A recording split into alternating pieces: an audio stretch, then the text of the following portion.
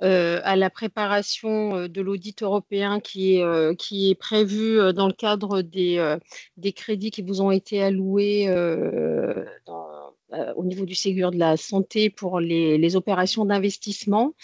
Donc la réunion va être enregistrée, sauf s'il y a une opposition de l'un d'entre vous. Donc merci de vous manifester tout de suite dans la conversation si vous vous y opposez.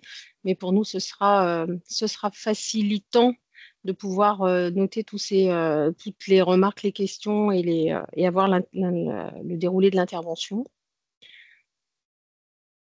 Voilà, bah écoutez, sans plus de transition, je laisse la parole à Monsieur Roux de la DGCS et puis Dorothée Chartier de mon équipe pour dérouler le, le webinaire. Merci à tous de votre participation. Alors, en introduction, donc j'ai juste précisé que, donc, comme l'indiquait Frédéric Chavagneux, donc le webinaire est enregistré et donc il sera transmis à tous les participants et les non-participants, accompagné du support de présentation qui va vous être présenté aujourd'hui. Et donc, on a prévu des temps d'échange, un temps d'échange pour que vous puissiez vous poser vos questions, alors par écrit, après chaque présentation de grandes thématiques. Voilà, donc on répondra à toutes les questions sur 3 temps. Voilà, et donc en termes d'intervenants aujourd'hui, donc pour la Direction générale de la cohésion sociale, donc on a Monsieur Julien Roux qui est directeur de projet investissement PNRR, on verra le sigle ultérieurement. Et pour l'ARS Auvergne-Rhône-Alpes, donc la direction de l'autonomie est représentée par Frédéric Chavagneux. Donc normalement Marguerite Pouzet qui est responsable du pôle qualité, et également Anna-Clara Barter et Marie Eblé, les deux gestionnaires de la cellule programmation des investissements médico-sociaux, donc vous devez connaître dans le cadre de vos demandes de versement. Et donc on a la participation également d'un des experts immobiliers de l'ARS qui est Grégory Alvic et il travaille en binôme avec Fanny Moura. Voilà, je laisse la parole à Monsieur Roux. Hop, Ah non, pardon. non, Oui, je vous entends. absolument pas. Absolument. Vous m'entendez pas? Non, c'est moi qui fais la présentation, pardon, excusez-moi. Donc, la présentation va se dérouler en 3 temps. Donc, il y aura une première présentation de la mesure PAI Ségur 2021-2024. Donc, pour vous expliquer les financements de l'Union européenne, et on verra le cadre juridique de cette mesure qui est issu de la facilité pour la reprise et la résilience. Et on verra également les finalités et les objectifs du PAI Ségur médico-social, ainsi que ses enjeux liés à sa concrétisation. Le deuxième temps sera dédié plus précisément donc au PAI Ségur médico-social et on vous présentera les 7 obligations européennes à respecter afin que l'Union européenne puisse nous déléguer les fonds. Donc on vous présentera un point de situation sur l'atteinte de la cible au premier trimestre 2025, les freins identifiés pour atteindre cette cible et les souplesses qui seront recherchées auprès de la Commission européenne pour éventuellement réviser cette cible. Et le dernier temps sera dédié à la présentation des attendus dans le cadre de l'audit européen et de ses enjeux, donc avec une présentation du calendrier d'audit et ensuite, donc dans le détail, on verra les enjeux liés à un système de gestion et de contrôle qui soit robuste, un respect de la cible avec la mise en place d'un suivi quadrimestriel par la CNSA et la DGCS. Et enfin, les modalités de conservation et de mise à disposition des pièces justificatives. Donc là, on va rentrer dans le cœur du sujet et le contrôle du respect du code de la commande publique par les EHPAD qui ont pu bénéficier d'une aide. Voilà.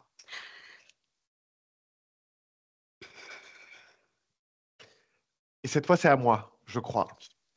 Bonjour à toutes et à tous. Merci beaucoup de votre connexion à ce temps de présentation sur les obligations européennes et finalement de manière un peu plus globale tout ce qui relève des financements en lien avec le Ségur du médico-social. Euh, L'idée, dans un premier temps, pour nous, c'était d'essayer un petit peu de bien partager la manière dont l'ensemble de ces financements sont organisés et d'où ils sont issus. Donc, sur la slide de 5, je ne crois pas que je puisse l'échanger moi. Pardon, du coup, je suis obligé de vous demander. Merci beaucoup. On fait un petit rappel du cadre juridique.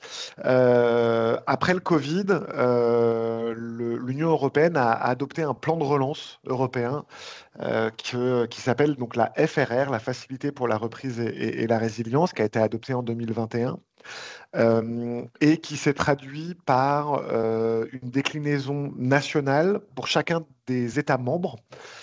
Et donc pour la France, ce qu'on appelle le Plan national de relance et de résilience, le PNRR, c'est peut-être un acronyme dont vous avez déjà entendu parler, qui donc constitue le volet français de la FRR et qui liste une série d'investissements et de réformes auxquelles la France s'engage dans le cadre du plan de relance. Et face à chacune ou à chacun de ces engagements, il y a des crédits qui sont à la clé et qui sont remboursés par l'Union européenne à l'État membre à partir du moment où la Commission européenne considère que l'État membre a respecté son engagement.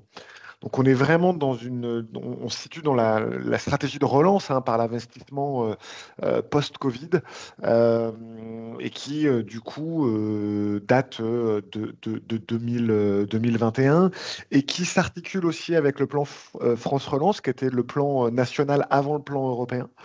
Euh, et donc tout ça constitue finalement le cadre juridique dans lequel on se situe aujourd'hui avec notamment ce PAI dans les EHPAD. Donc, dans la slide suivante, on essayait un peu de vous montrer comment les choses fonctionnent. C'est-à-dire que la facilité, la FRR, c'est 40 milliards d'euros dédiés aux projets français. Donc, il y a plein de différents projets, mais ils s'articulent autour de trois piliers. Compétitivité, innovation, transition écologique, et puis, et là, ça nous concerne beaucoup plus directement, cohésion sociale et territoriale, avec une composante numéro 9, appelée recherche Ségur de la santé, dépendance, cohésion territoriale. À l'intérieur de cette composante, vous allez retrouver une mesure que dans notre jargon, on appelle la C9I3, rénovation des établissements médico-sociaux. Et j'ai laissé, pardon, une petite erreur sur la slide parce que c'est 1,5 milliard. Il y a 250 millions d'euros qui étaient dédiés aux investissements du quotidien que vous connaissez bien pour la plupart d'entre vous, peut-être trop bien, voilà, pour ceux qui ont été contrôlés, et 1,25 milliard, donc qui est là, qui est dédié cette fois vraiment à la rénovation bâtimentaire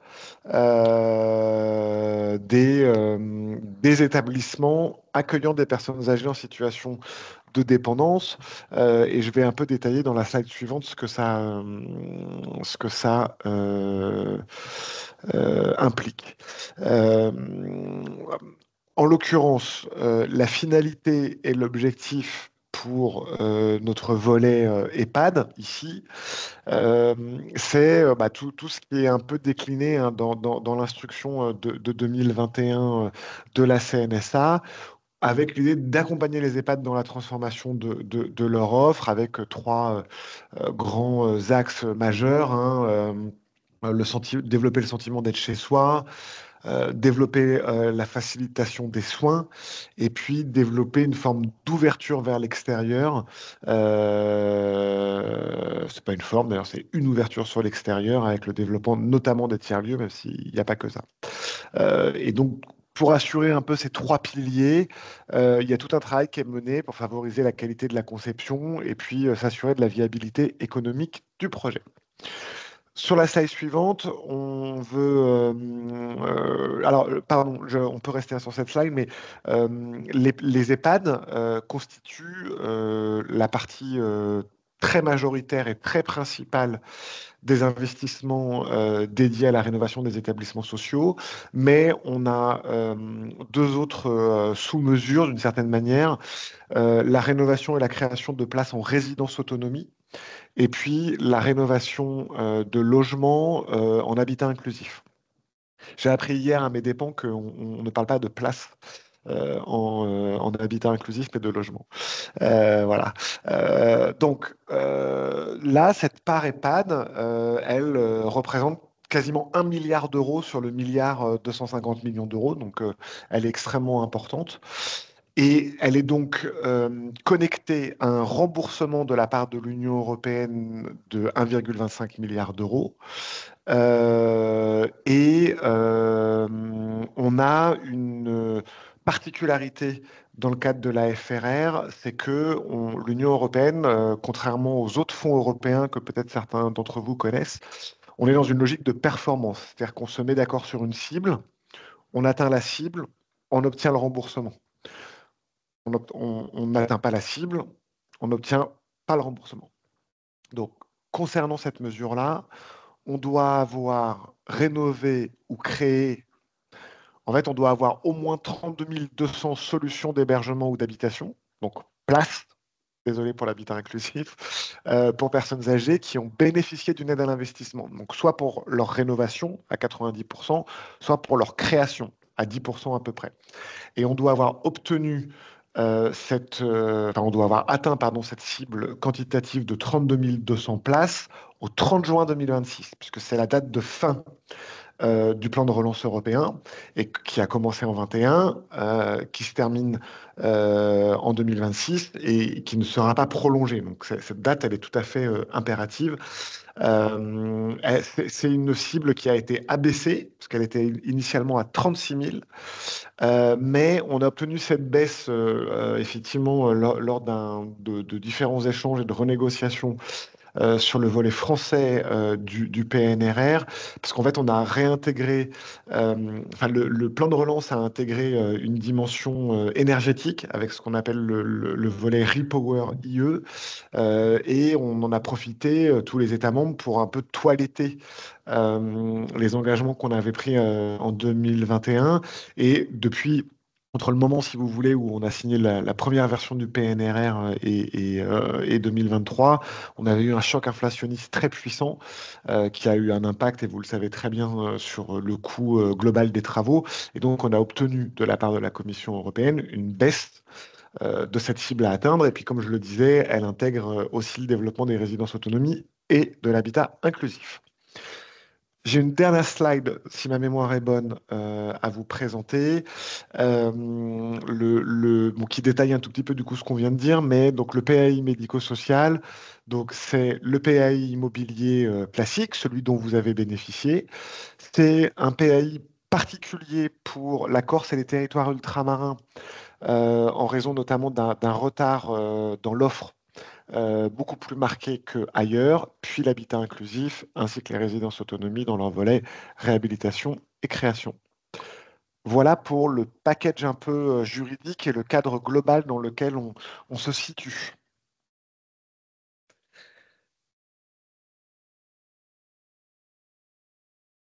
Et donc, on va passer aux obligations européennes à respecter. Et je crois, Dorothée, que c'est vous, mais je peux enchaîner, je ne me souviens plus. Alors, je peux enchaîner, mais je vais faire de la lecture. On pourrait le compléter si vous voulez. Donc, les 7 obligations européennes à respecter, donc c'est donc la lutte contre la fraude, la corruption et les conflits d'intérêts.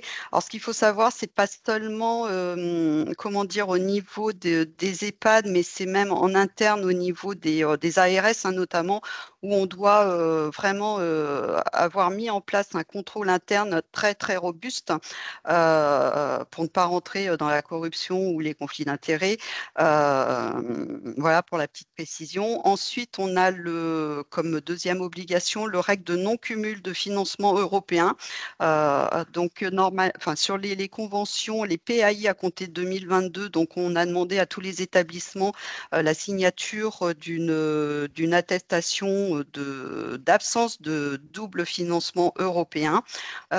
Ensuite, sur la troisième obligation, c'est le respect de la concurrence et les règles de la commande publique. Donc, on verra dans le détail tout à l'heure à partir d'un petit tableau récapitulatif.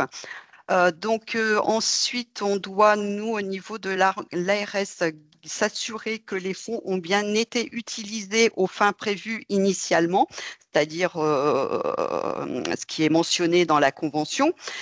Et donc, on fait un contrôle a posteriori, alors donc qui est sur pièce et sur place.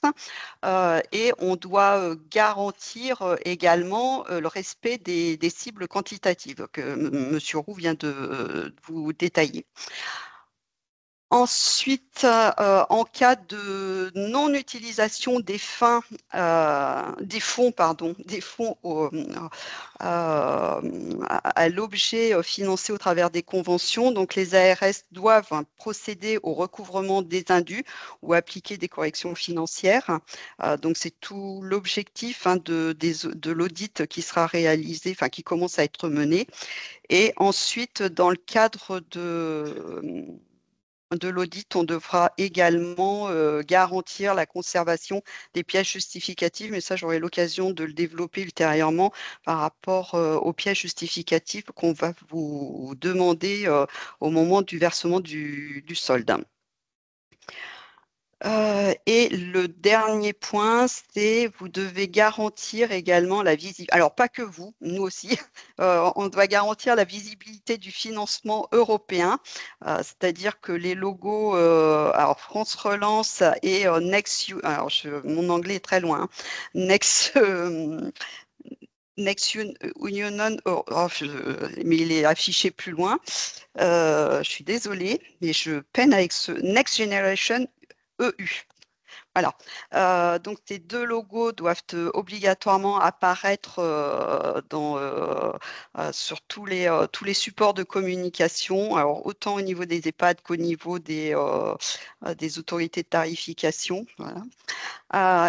Donc, l'ensemble de ces obligations sont précisées dans les conventions qui ont été conclues depuis 2021.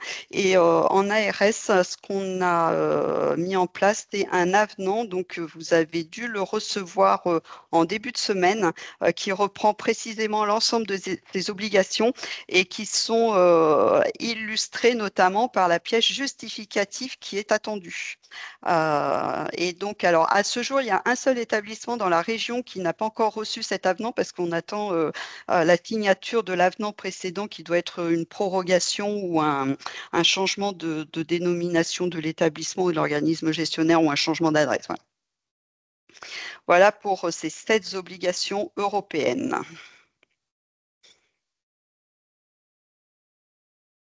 Alors, on peut un petit peu enchaîner sur la situation un peu dans laquelle on est. Il faut mesurer comment le Ségur va en fait, va impacter assez massivement la rénovation des places dans les EHPAD. En termes de programmation, entre 21 et 24, c'est-à-dire en 4 années, on a plus de 42 000 places dans les EHPAD qui vont être impactées d'une manière ou d'une autre par une rénovation financée par le Ségur. Donc c'est quand même très important. Et 14 000 au moins en résidence autonomie ou en habitat inclusif. Donc, on suit, et c'est pour ça aussi que l'ARS vous sollicite régulièrement sur l'état d'avancée des travaux, parce qu'on a cette date fatidique du 30 juin 2026. Et donc, on a besoin assez précisément et assez régulièrement de savoir où est-ce que vous en êtes dans les travaux. Est-ce que vous aviez une livraison prévue avant le 30 juin 2026? Est-ce que la date de livraison avant le 30 juin 2026 est atteignable ou pas? Est-ce que ça a glissé, etc., etc. C'est extrêmement important parce que à ce jour, on a près de 30 000 places qui sont prévues pour être livrées avant le T2 2026.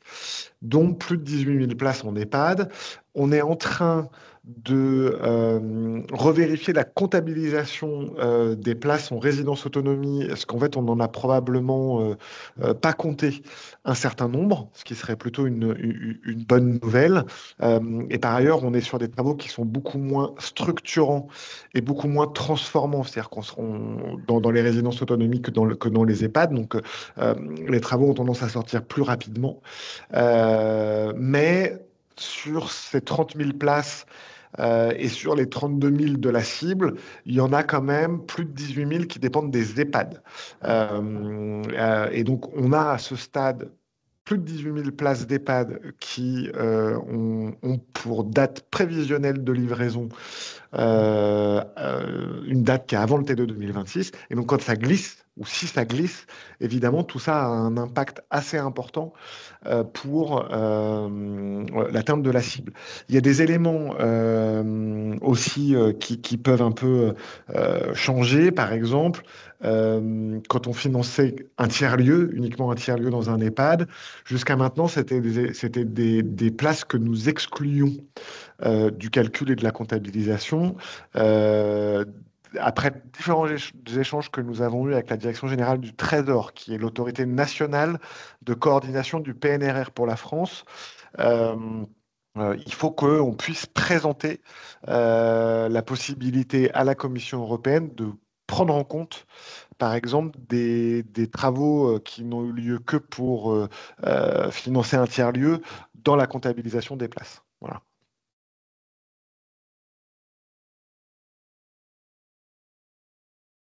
Alors, au niveau régional, donc nous, on comptabilise 3 735 places financées en EHPAD entre 2021 et 2024.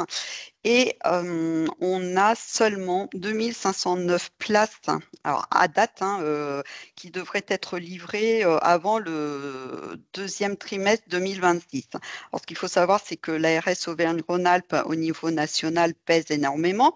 Donc, on est quand même on est quand même suivi de près par la CNSA et la DGCS.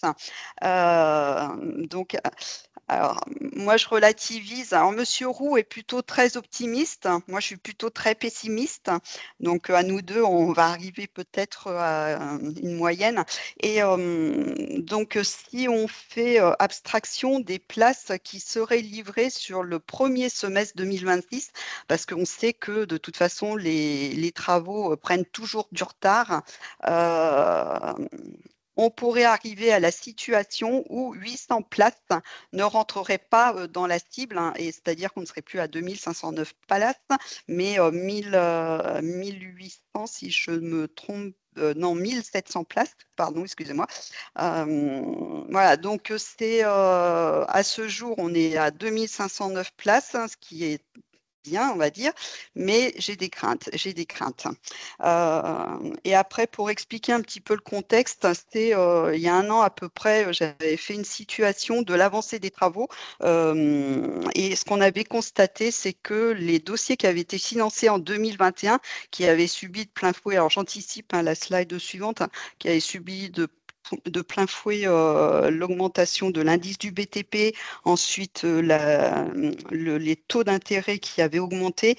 Donc, on avait pu constater que les projets 2021 avaient pris beaucoup de retard en termes de démarrage et finalement, les projets financés en 2022 avaient avancé beaucoup plus vite.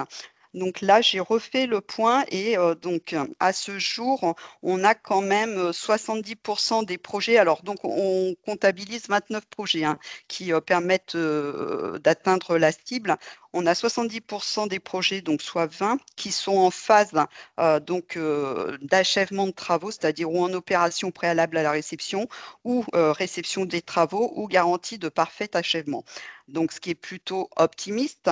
Et il nous reste 4 projets qui sont encore en phase clos couvert ou second œuvre, pardon, c'est dur à dire. Et on est, comme je disais, sur des dossiers de 2021 et 2022. Voilà.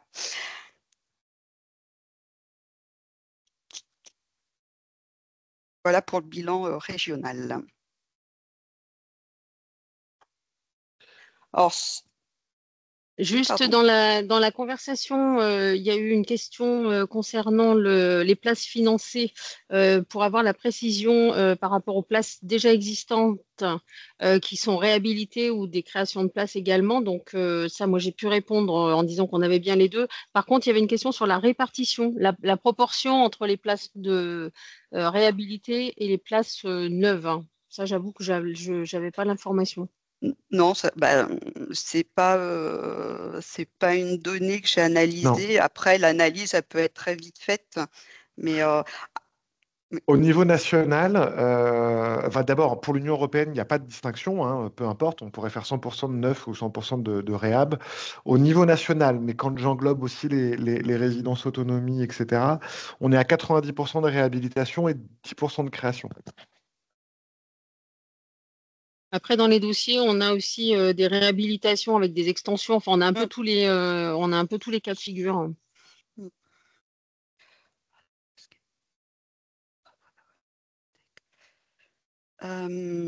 alors, j'essaye de répondre à la question sur la notion de place financée. Le nombre de places financées. Alors, il faut que je me souvienne de l'indicateur que j'ai pris et Ouais, non, les places financées, ce sont bien donc les places qui rentrent dans alors, au sens de la définition hein, par l'Union européenne. Donc, ce sont les places qui rentrent dans le contingent de places éligibles à la cible. Et c'est-à-dire que si un établissement, alors c'est un peu, enfin, ouais, c'est un petit peu, c'est pas que c'est compliqué, mais des fois on y perd notre latin. Donc un établissement qui aurait engagé une opération de rénovation, mais où les chambres finalement ne seraient pas rénovées, mais on a une intervention sur des lieux collectifs hein, qui bénéficient aux résidents, les places rentrent dans le contingent de places rénovées. Alors que finalement, elles peuvent ne pas avoir été rénovées, c'est-à-dire refaites du sol au plafond. Voilà, donc il y a une petite nuance quand même, hein. Il y a une petite nuance sur ce nombre de places qu'on dit financées au titre des restructurations. Et parce que dans ce cas-là, on prend en compte toute la capacité autorisée de l'établissement qui dépose sa demande.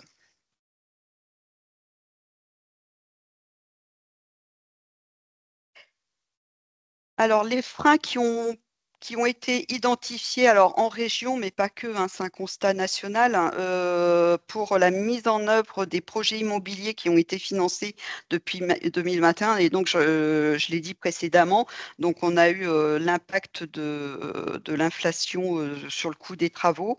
On a eu donc les taux d'intérêt ensuite qui ont perturbé le bouclage des plans de financement et également une situation budgétaire et financière des EHPAD qui est fragilisée et qui remet en cause les plans de financement. Ce que je voulais ajouter également, en lien avec la situation budgétaire et financière dégradée des EHPAD, ce qu'on constate également là sur les dernières opérations qu'on a pu voir en revue de projet immobilier, c'est que certains organismes bancaires hein, renforcent également leurs conditions d'octroi des prêts, c'est-à-dire qu'ils limitent la durée des emprunts et ils limitent également le montant que peut emprunter l'EHPAD.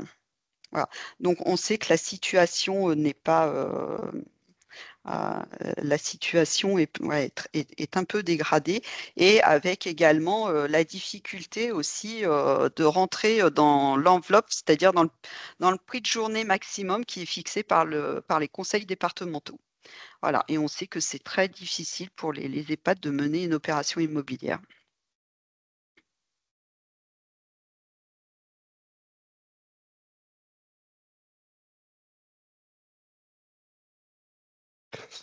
Donc, évidemment, tout ce contexte est connu, hein, des autorités françaises et des autorités européennes. On n'est pas le seul pays à connaître cette conjoncture économique qui a des conséquences sur nos capacités d'investissement. Donc, on a donc obtenu cette première baisse où on a fait passer pardon, la cible de 36 000 à 32 200 unités d'hébergement.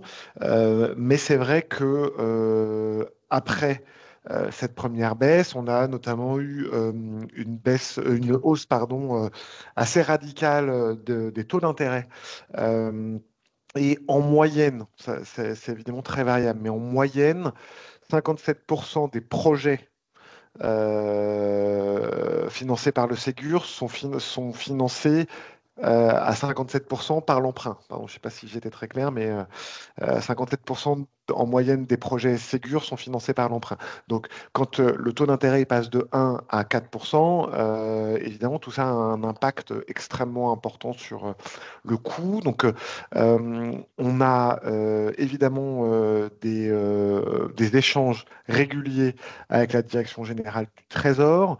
On a de nouveau une réunion la semaine prochaine avec toutes les directions centrales qui portent des mesures qui doivent se terminer en 2026. Et on discute beaucoup avec notamment dans un premier temps, parce que c'est le plus c'est extrêmement compliqué hein, de modifier le contenu de la FRR, parce qu'en fait, il faut négocier avec la Commission européenne, déjà, c'est pas simple. Et après, il faut que tout ça soit validé à l'unanimité par les ministres de l'économie des 27 pays membres. Donc, vous imaginez que c'est pas un processus qui prend 3 semaines, mais on a cet assouplissement, d'une part, de la qualification des travaux à prendre en compte. Bah, c'est ce que j'expliquais tout à l'heure sur la question du tiers-lieu, par exemple. Et on a aussi peut-être la possibilité c'est une autre piste en tout cas sur laquelle on travaille, d'assouplir le nombre de travaux pris en compte. C'est-à-dire que aujourd'hui, la Commission européenne, elle considère que ne peuvent rentrer dans la cible que les travaux qui sont livrés et donc qui au 30 juin 2026 ont été livrés. Mais on peut avoir un certain nombre de travaux qui ont fait par exemple l'objet de 2 versements, donc à la signature des marchés et puis quand grosso modo l'établissement est en capacité de présenter 50% des factures. Donc c'est des travaux qui ont commencé, qui ont débuté, qui sont en train de se dérouler. Euh, et que nous, on considère pouvoir comptabiliser dans la cible. Mais c'est la partie la plus difficile en termes de conviction. C'est-à-dire que le plus facile en réalité pour nous, c'est d'imaginer que la commission, elle accepte d'avoir une vision assez souple des travaux qu'on finance. Alors, malheureusement, ça va beaucoup moins concerner les EHPAD que, par exemple, les résidences autonomie. Parce que il y a 2021 où on avait accepté des mises aux normes, mais en réalité, les mises aux normes, elles sont tout à fait éligibles au sens de la cible européenne. Et après, à compter de 2022 et les années qui ont suivi, on était dans une logique beaucoup plus transformatrice des EHPAD. Et donc, du coup, on est sur des travaux qui sont des gros travaux dont il n'y a aucun doute quant à leur intégration dans la cible. Une résidence autonomie, par exemple, elle a pu aménager son jardin, elle a pu, voilà, donc on est sur des choses qui relevaient presque plus de l'investissement du quotidien pour les EHPAD, et c'est un petit peu ces éléments-là sur lesquels on travaille avec nos amis de la DG Trésor. Voilà.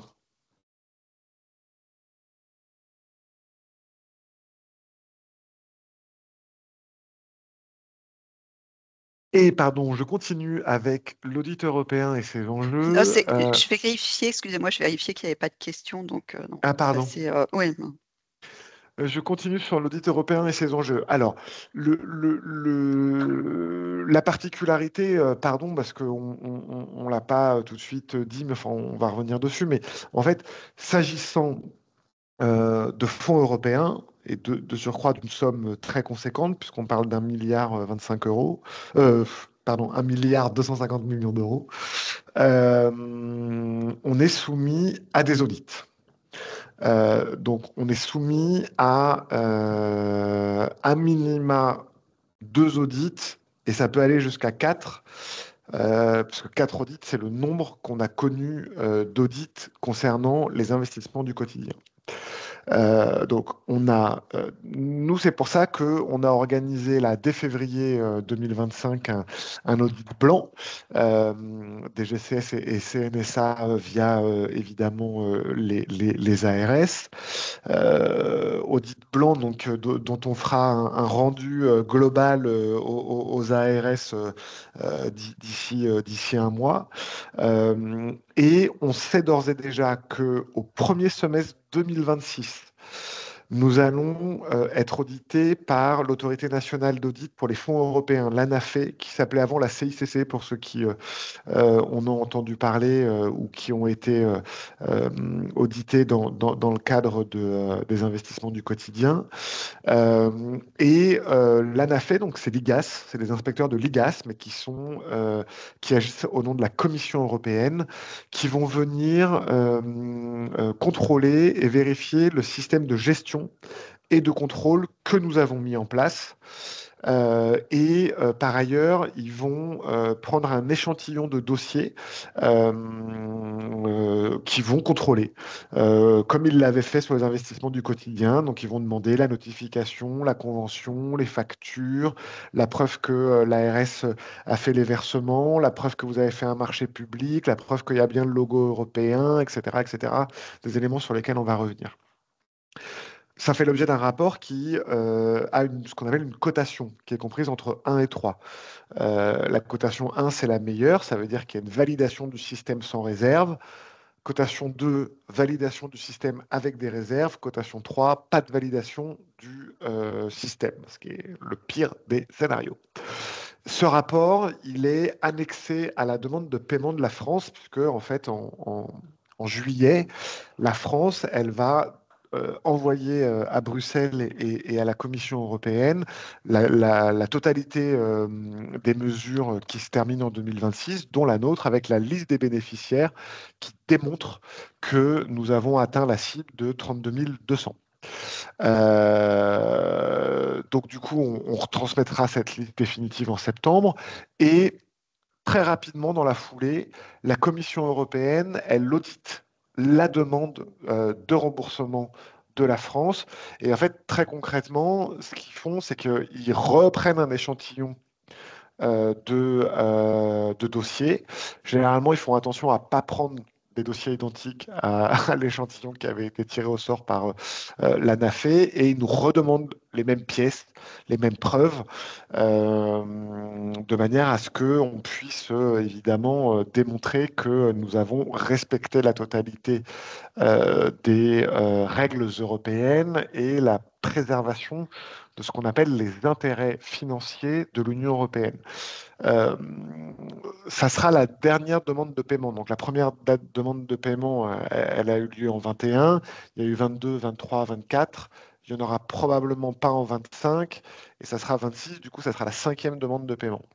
Ce qu'on sait aujourd'hui, c'est que la Commission européenne, elle est elle-même auditée par la Cour des comptes européenne, qui lui a remonté les bretelles sur un certain nombre de sujets, et notamment sur la question des marchés publics, puisque la Cour des comptes européenne a considéré que la Commission n'avait pas assez contrôlé les États membres quant au respect des règles de la commande publique. Donc il faut s'attendre à ce que on ait un niveau d'exigence assez élevé concernant les règles de la commande publique. Je vois une question sur que se passe-t-il si le nombre de places n'est pas atteint. C'est une excellente question. En fait, ça, pour l'instant, on ne l'a pas vu, puisque on n'a pas eu cette situation-là. Logiquement, si on suit ce qu'étaient les règles, elles étaient un peu sur tout ou rien. C'est-à-dire, tu atteins la cible, tu as ton remboursement entier, tu n'atteins pas la cible, tu n'as pas de remboursement. Mais en fait, on ne sait pas. C'est-à-dire que peut-être que la commission, elle dira, bah, on considère que tu as atteint, je sais pas moi, 80% de ta cible, donc on te donne 80% du montant qui était initialement prévu. Mais on ne sait pas exactement comment ça se passe, parce que c'est une situation qui, pour le moment, n'a pas été vue, puisque les États membres qui n'avaient pas atteint leur cible ont préféré décaler et négocier avec la Commission un décalage de l'atteinte de la cible, chose que nous, on ne peut pas faire, puisque la FRR s'arrête définitivement en juin 2026. Voilà. Voilà pour cette slide.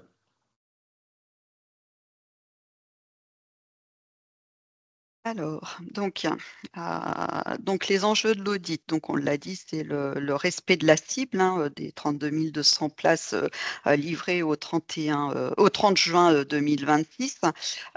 Et est-ce qu'on peut dire, Julien, aussi que il n'y a pas que l'atteinte de la cible, hein. Si on ne démontre pas qu'on a un système de gestion et de contrôle qui est opérant, on peut ne pas avoir les fonds européens. C'est un tout. C'est un tout, hein. Ah, absolument. Oui, oui, non, non. Les fonds européens sont effectivement débloqués à condition d'atteindre la cible et à condition effectivement d'avoir démontré que nous avons mis en place un système de gestion et de contrôle jugé efficace. Donc c'est effectivement un élément tout aussi majeur. Donc, alors là, on va retrouver, hein, les 7 obligations à respecter et l'audit européen va vérifier l'absence de double financement européen. Alors, sur l'absence de double financement européen, il y a 2 portes d'entrée. Donc, en amont, il faut que les ARS aient vérifié à partir des déclarations qu'on vous a demandées qu'il y a dans vos plans de financement qu'il n'y a pas de double financement européen. Et ensuite, en aval, hein, du financement qu'on vous a octroyé, nous, ARS, on doit vérifier auprès du Conseil régional et des conseils départementaux, et de la métropole de Lyon, bien sûr, qu'ils n'ont pas financé un projet que nous, on aurait également financé. Donc, enfin voilà, ce contrôle d'absence de double financement, il est double pour nous. Ensuite, donc on en a déjà parlé, donc il y a le respect du code de la commande publique. Donc l'audit va vérifier que on a bien mis en œuvre toutes les actions de lutte contre la fraude et des conflits d'intérêts. Alors, c'est-à-dire que, alors j'en ai déjà parlé tout à l'heure, hein, les ARS doivent démontrer, alors il n'y a pas que les ARS, hein, c'est à tous les niveaux, qu'on a bien mis en œuvre un contrôle interne qui limite le risque de fraude interne, donc avec la rédaction de procédures, de plans de contrôle, de plans d'action, enfin voilà. Ensuite, donc, au niveau des établissements qu'on a financés, donc vous verrez quand vous demanderez le versement de votre solde, on vous fera signer une attestation. Alors, peu importe le statut de l'EHPAD, hein, donc où vous déclarez que vous avez mis en œuvre toutes les mesures pour lutter contre la fraude, les conflits d'intérêts. Alors, le nom de l'attestation est tellement long, je ne peux pas vous le redire, on le verra après. Et donc, on vous demande de signer cette attestation, que vous ayez le pouvoir adjudicateur ou non. Et ensuite, on vérifie également, enfin, les auditeurs vont vérifier que les travaux n'ont pas débuté avant la notification, mais ça, on le vérifie aussi de notre côté quand même, hein. Et donc, voilà, et le premier audit qui sera mené par les auditeurs, ce sera auprès de la DGCS, hein. Alors, de toute façon, ils vont descendre en cascade, DGCS, CNSA et les ARS. Et donc, chaque administration doit démontrer, comme on l'a dit, qu'elle a mis en œuvre un système de gestion et de contrôle efficace, c'est-à-dire qu'on écrit tout ce qu'on fait et on fait tout ce qu'on écrit. Voilà, et à partir de tous ces audits, les auditeurs estimeront si, alors si la cible est atteinte, alors pas que la cible, mais si notre système est robuste, hein. En fait, les auditeurs contrôlent le fait qu'on est bien contrôlé. Et ils contrôlent en fait un système un peu en pyramide, c'est-à-dire qu'ils contrôlent le fait que les ARS aient bien contrôlé les dossiers que vous avez déposés, que vous avez respecté toutes les règles sur... on a eu le deuxième versement quand on a envoyé le bordereau de facture de 50%, le dernier versement à tel endroit, si on a vérifié que vous avez bien mis... le logo européen, etc.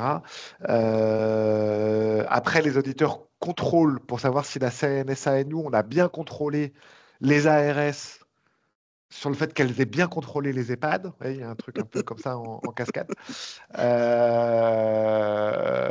Et puis, par ailleurs, la Cour des comptes européenne contrôle que la Commission a bien contrôlé la DGCS, etc., etc. Voilà, donc c'est le système européen. Pour ceux qui, autour de cet écran virtuel, ont bénéficié de fonds européens, ils ont une idée globale de comment ça fonctionne. Et voilà un peu le système dans lequel on est, quoi.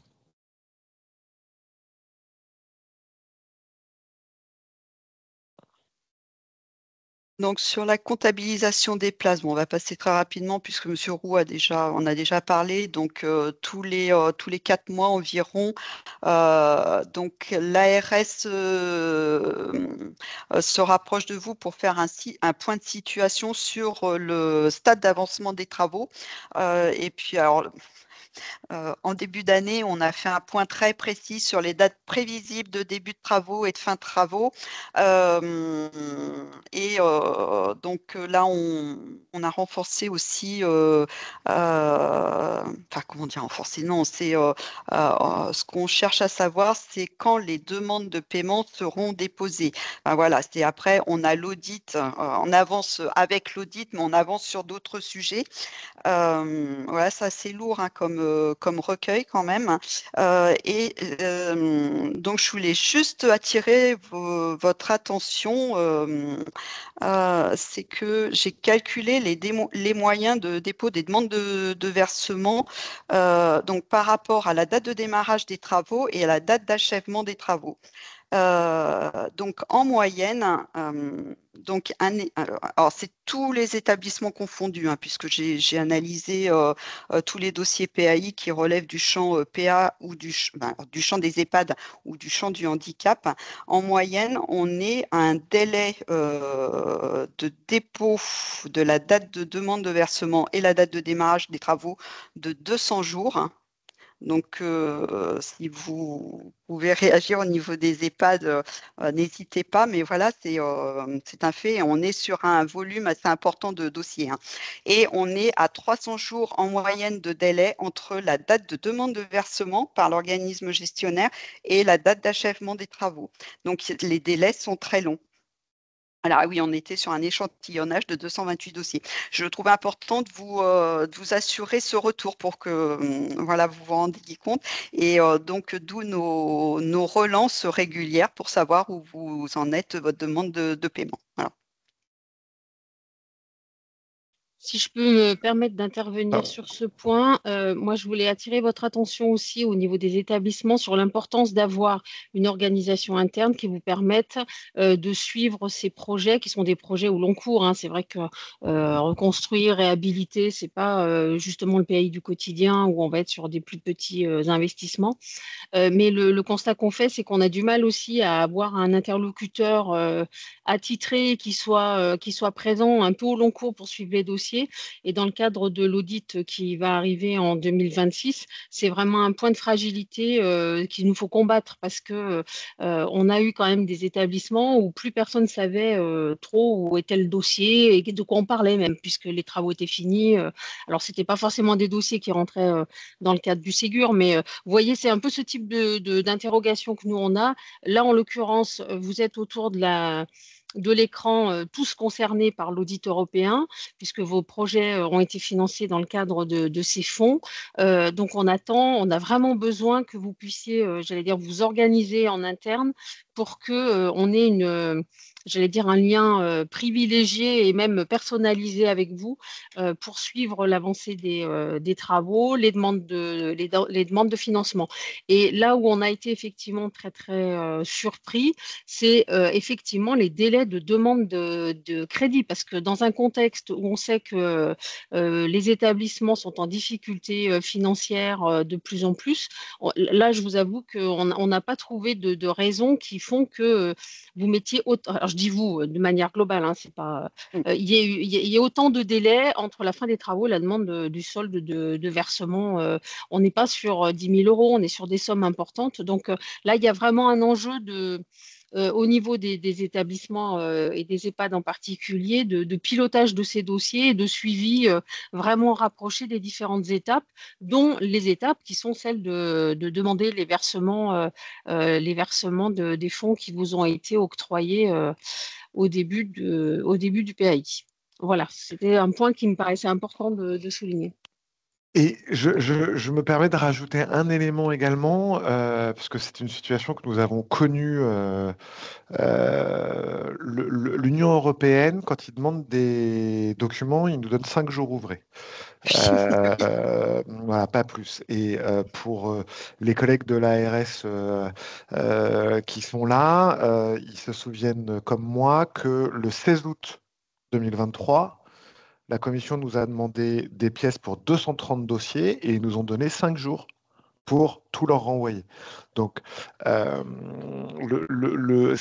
concrètement, ça veut dire quoi? Ça veut dire que si l'ARS n'a pas à disposition dans ses stockages les éléments que vous avez fait remonter quand ils les ont demandés, ça veut dire qu'on ne peut pas répondre à la Commission européenne.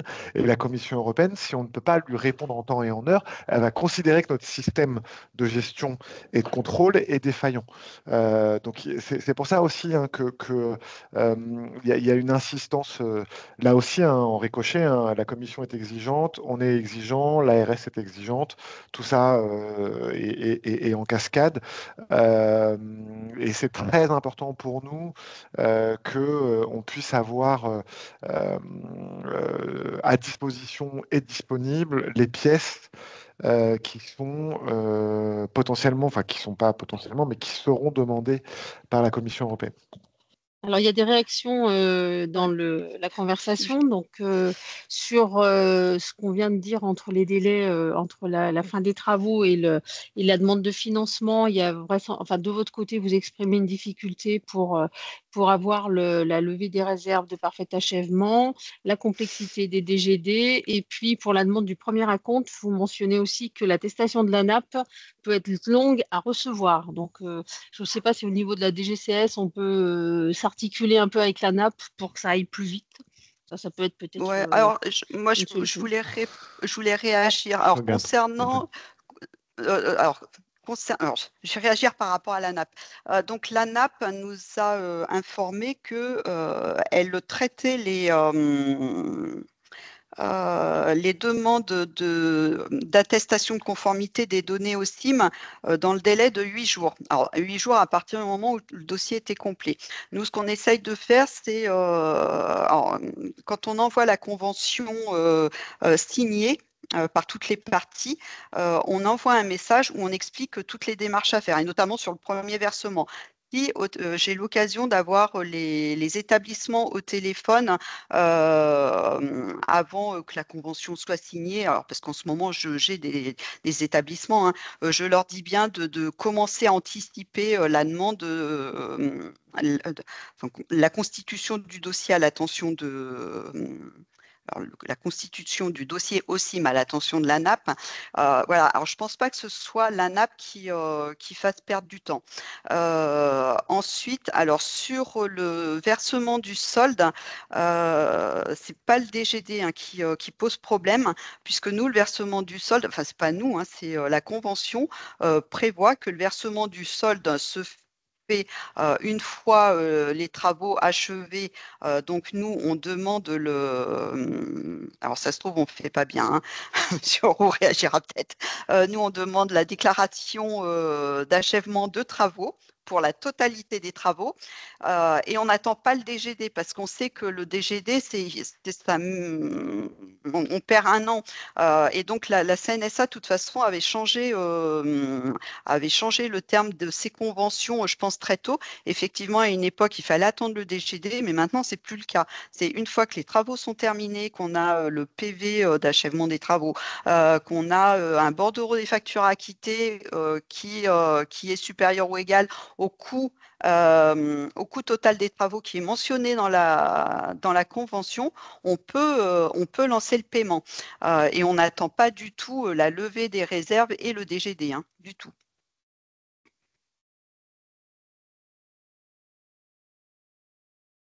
Alors, il y a une remarque complémentaire dans la conversation, disant que pour ne pas mettre en difficulté les trésoreries des établissements, il faudrait pouvoir verser une partie du solde et laisser une petite partie, donc il est proposé 5%, qui serait versée vraiment à la réception de toutes les pièces. Et une autre remarque, le bordereau des factures acquittées ne peut être fait qu'après DGD.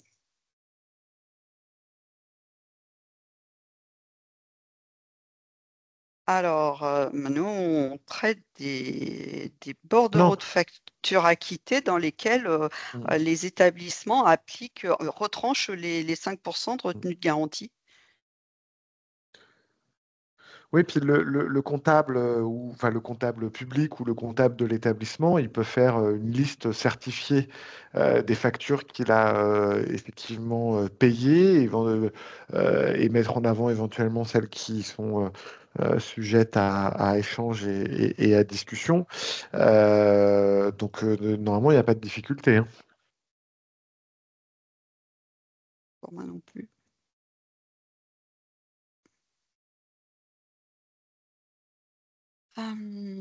Donc, les enjeux de l'audit quant à la conservation et à la mise à disposition des pièces justificatives. Donc la Commission européenne est très attentive à la traçabilité de la dépense, de la demande de versement de la subvention aux établissements comme des paiements aux entreprises. Donc, c'est-à-dire que là, on va se situer au niveau de l'EHPAD. Ensuite, alors, il faut bien veiller à la conservation des pièces justificatives jusqu'à décembre 2036. Et c'est pourquoi nous avons fait, alors je précise, hein, nous avons fait des avenants, ce qu'on appelle, nous, avenants obligations européennes, y compris aux établissements à qui nous avions versé le solde de la subvention. Alors, bien pas bien administrativement, conventionnellement, je n'en sais rien, mais on a préféré envoyer les avenants à tous les établissements qui avaient bénéficié d'une aide, même si le projet était livré, fini, qu'on avait payé le solde, pour que les directeurs d'EHPAD aient bien en tête que jusqu'à décembre 2036, les pièces justificatives devaient être conservées. Et d'autant que de toute façon, c'est comme Monsieur Roux l'a expliqué, l'audit, hein, il va partir, ça va être dans tous les sens, et on ne sait pas vous dire, nous on subit cet audit pour notre partie, mais de toute façon, l'Union européenne va lancer des micro-audits sur d'autres thématiques. Et nous, on ne saura pas vous dire que ce sera lancé, mais c'est comme ce qu'on a vécu sur le PAI du quotidien, où nous, on était sur notre audit et on avait des informations des EHPAD qui nous disaient, dans le cadre de l'audit européen, il faut qu'on fournisse ça, et on découvrait en même temps que vous. Voilà. Alors, Dorothée, il y a eu Oui, beaucoup de réactions dans la conversation suite au point précédent, pour le coup. Donc, je pense qu'il faut quand même qu'on oui, qu'on en oui, oui, oui, parle. j'avais pas vu. Oui, Donc, on nous dit qu'on nous demande une signature MOE qui souvent mm, ne voit pas passer l'ensemble des factures et ne souhaite pas les valider, alors qu'elles sont éligibles au PAI. Et la signature du CAC demande un travail colossal, alors que le DAF de Loger peut engager sa responsabilité dessus. Ensuite, on nous signale que le montant des factures acquittées avant DGD ne correspondra pas forcément au montant global de l'opération. Et ensuite, on nous dit que les demandes de solde ne sont faites qu'après établissement du prix de revient définitif de l'opération, donc après paiement de toutes les factures, soit au minimum un an après.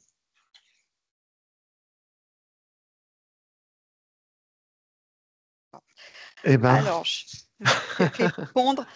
vais répondre, attendez, je remonte le... Alors, j'ai été arrêtée, là. Je vais répondre sur la signature du commissaire aux comptes. Alors, monsieur Roux, vous interviendrez éventuellement pour confirmer ou pas la position de l'ARS Auvergne-Rhône-Alpes. Alors, donc, ce qu'il faut savoir, c'est que le bordereau des factures acquittées depuis 2022 a été validé en interne par notre... je vais avoir perdu son statut. Ah zut, Jean-Marc Dollet, Frédéric aide-moi. Notre Il était directeur des affaires financières. ouais, directeur des affaires financières. Donc, voilà. Donc, on attend que le bordereau des factures acquittées soit signé par un commissaire aux comptes. Alors, pour les établissements de statut privé ou enfin qui ne sont pas des établissements publics, ou par le trésorier public quand on est sur des établissements publics. Voilà. Donc, je sais que ça pose un énorme problème de faire signer le bordereau des factures acquittées par un commissaire aux comptes, puisque le commissaire aux comptes facture sa prestation, bien sûr. Et dans le cadre de l'audit européen, on ne peut pas, Monsieur Roux, vous me contredirez, mais on ne peut pas envisager que ce bordereau soit signé par le DAF de l'organisme gestionnaire, parce qu'on se retrouve dans une situation où, où l'association est jugée partie. Alors, Dorothée, il est quand même rajouté dans la conversation que ce n'est pas la question de la facturation du CAC, mais bien la question du travail nécessaire pour transmettre toutes les pièces pour que le CAC signe le bordereau de facture acquittée. Ce n'est pas la question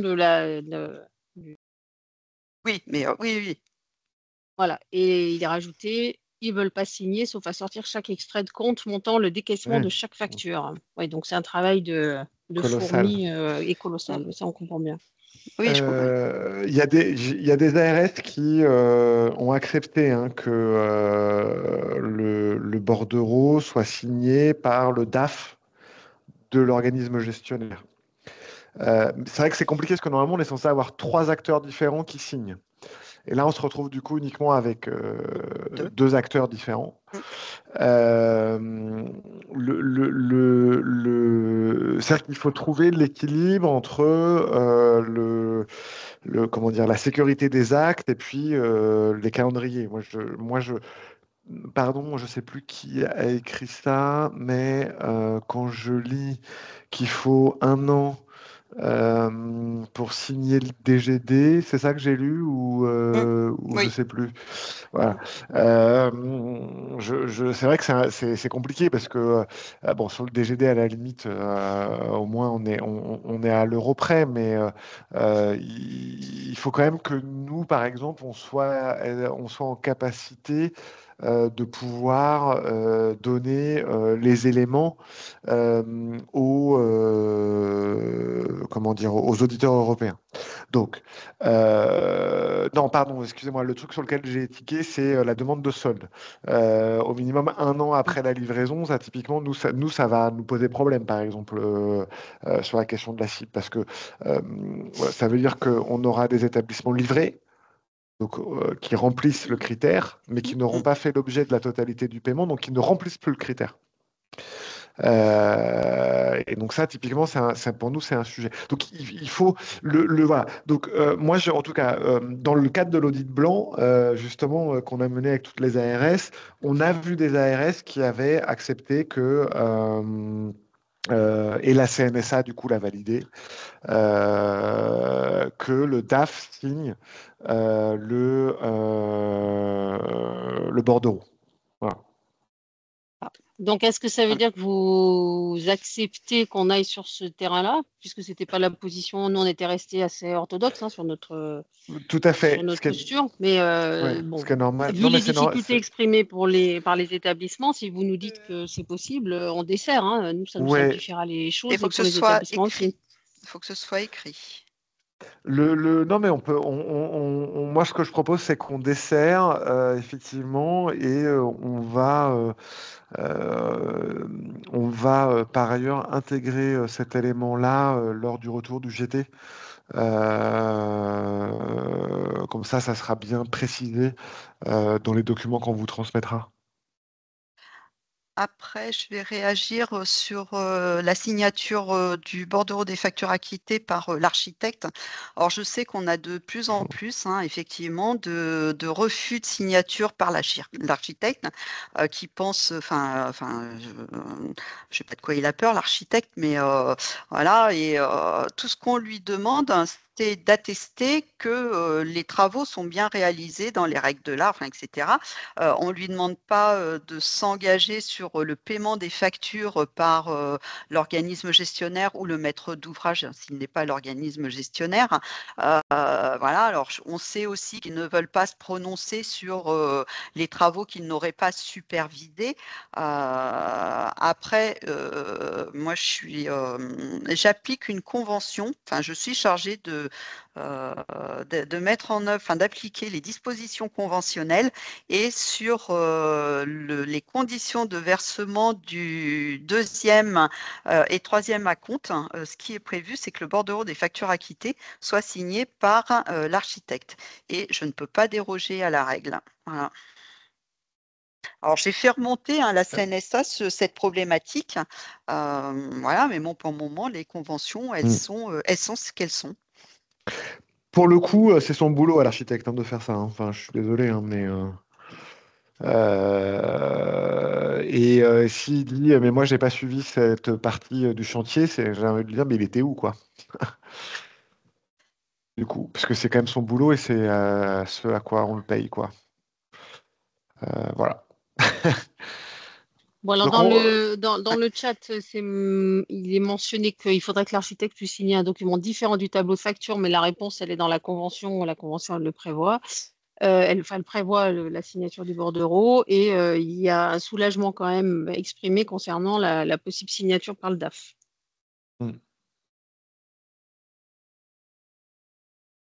Alors,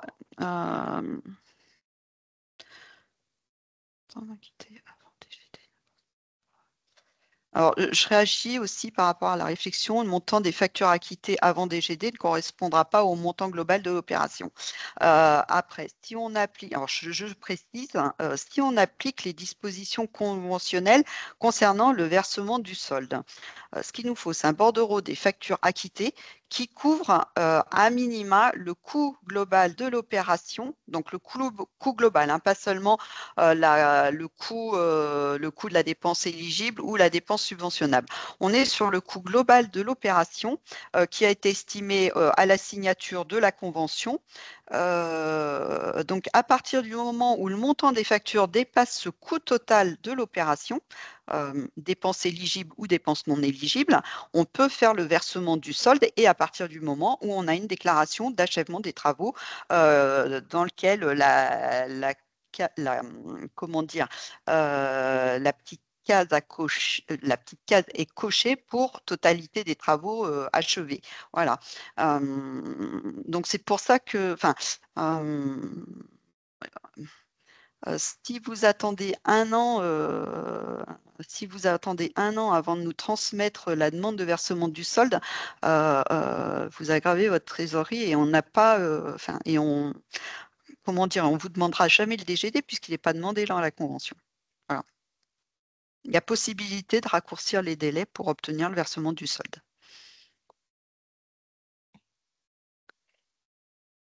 Excusez-moi, je ne sais pas si vous m'entendez. Oui. Si. Bonjour, Grégory Alvic. J'ai peut-être une interrogation par rapport à cette question sur la différenciation entre le coût global et le montant des factures acquittées avant DGD. Est-ce que c'est que l'architecte ne peut s'engager que sur le montant des travaux, mais pas sur le coût global qui comprend et le coût des travaux, bien sûr, mais aussi tous les autres frais, notamment les honoraires, les frais divers, et qui sont englobés dans le coût global de l'opération? Les architectes, en général, quand ils refusent de signer, c'est s'il y a des petits. Alors, on n'est pas sur les dépenses non éligibles de type mobilier, etc. On est d'accord. Oui. Ouais.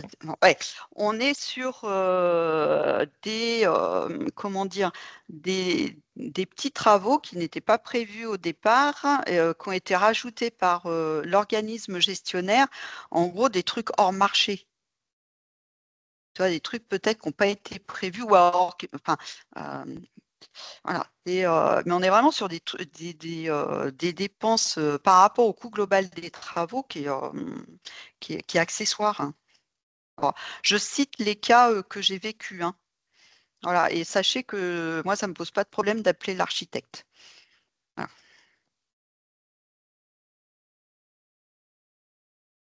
Alors, j'ai plus l'exemple en tête, hein, mais c'est vraiment des travaux à la marge, oui, voilà, des trucs que lui, il n'avait pas programmés au départ, qui ont été faits pas dans son dos par l'organisme gestionnaire, mais qui viennent en sus et que lui, voilà, et qui considère que là-dessus, il n'est pas compétent.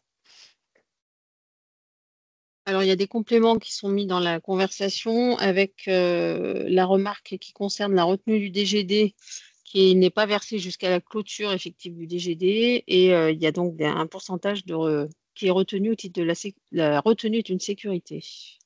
Et lorsque les travaux sont réputés parfaitement achevés, on libère le reliquat de DGD. Alors, ça, effectivement, on parle des traditionnels 5% de retenue de garantie, mais il s'agit bien d'un montant qui n'est pas réglé par le maître d'ouvrage aux entreprises, mais qui ont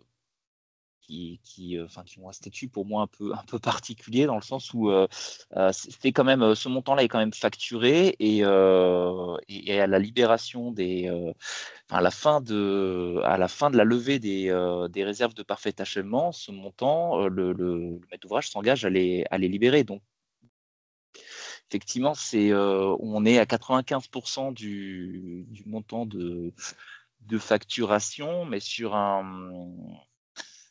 un total qui devrait être de 100%. Ouais, mais nous, on le faisait sans le savoir. Hein. Mais nous, ça ne nous pose pas de problème. Hein. Alors après, les établissements présentent comme ils veulent, ou ils présentent la ligne, donc la référence de la facture pour la totalité, et ils nous mettent la ligne avec la retenue de garantie de 5% en négatif qui n'est pas payé, qui est en attente. Et nous, c'est En tout là-dessus, cas, on les travaux arrive. sont facturés à 100%. Oui. Oui. Mais, et nous, ce qui nous intéresse, c'est de savoir quel est le montant qui a été acquitté. Donc, on va tenir compte que des 95% acquittés. Voilà.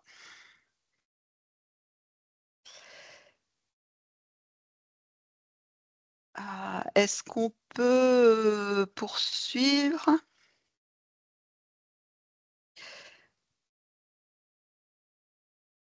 Et j'ai perdu le fil. J'étais arrêtée où?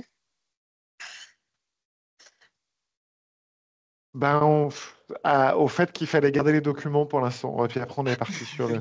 Vous n'aviez pas vraiment commencé la slide. Si, j'avais dit, oui, oui, si j'étais à fin décembre 2036. Ouais.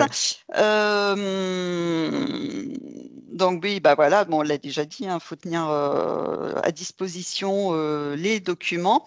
Alors aussi bien aux auditeurs que à l'ARS qui pourra mener des contrôles. Enfin, donc l'ARS est sur va mener les contrôles sur pièce, mais sur place.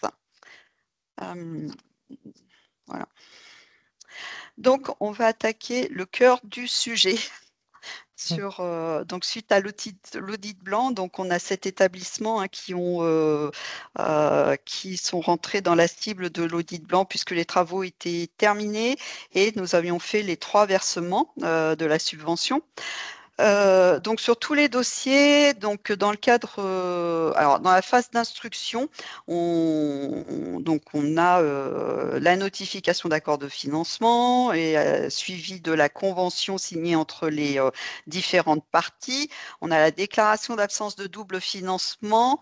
Alors, je parlerai de l'ordre de service après. On a la déclaration d'ouverture de chantier qui est demandée pour le premier versement. Pour le solde, on a la déclaration attestant l'achèvement et la conformité des travaux. Et pour chaque versement, donc du solde et du versement du deuxième acompte et du solde, on a le bordereau des récapitulatifs des dépenses acquittées, mentionnant les fournisseurs. Et ensuite, on a les IBAN de l'organisme gestionnaire ou du maître d'ouvrage. Donc, sur l'ordre de service, alors du marché global ou de chaque lot, donc, juste une précision à l'attention des DPAT, c'est il faut qu'on s'articule avec donc la CNSA et la DGCS sur les pièces que l'on demande au moment de l'ouverture du chantier, puisque nous, au niveau de l'ARS Auvergne-Rhône-Alpes, on demande la déclaration d'ouverture de chantier et la DGCS m'a rappelé la semaine dernière que c'était plutôt l'ordre de service. Donc, on va essayer de se caler en interne pour éviter de demander les 2 pièces. Alors, on essaye quand même d'être, comment dire, à ne pas vous demander trop. Voilà.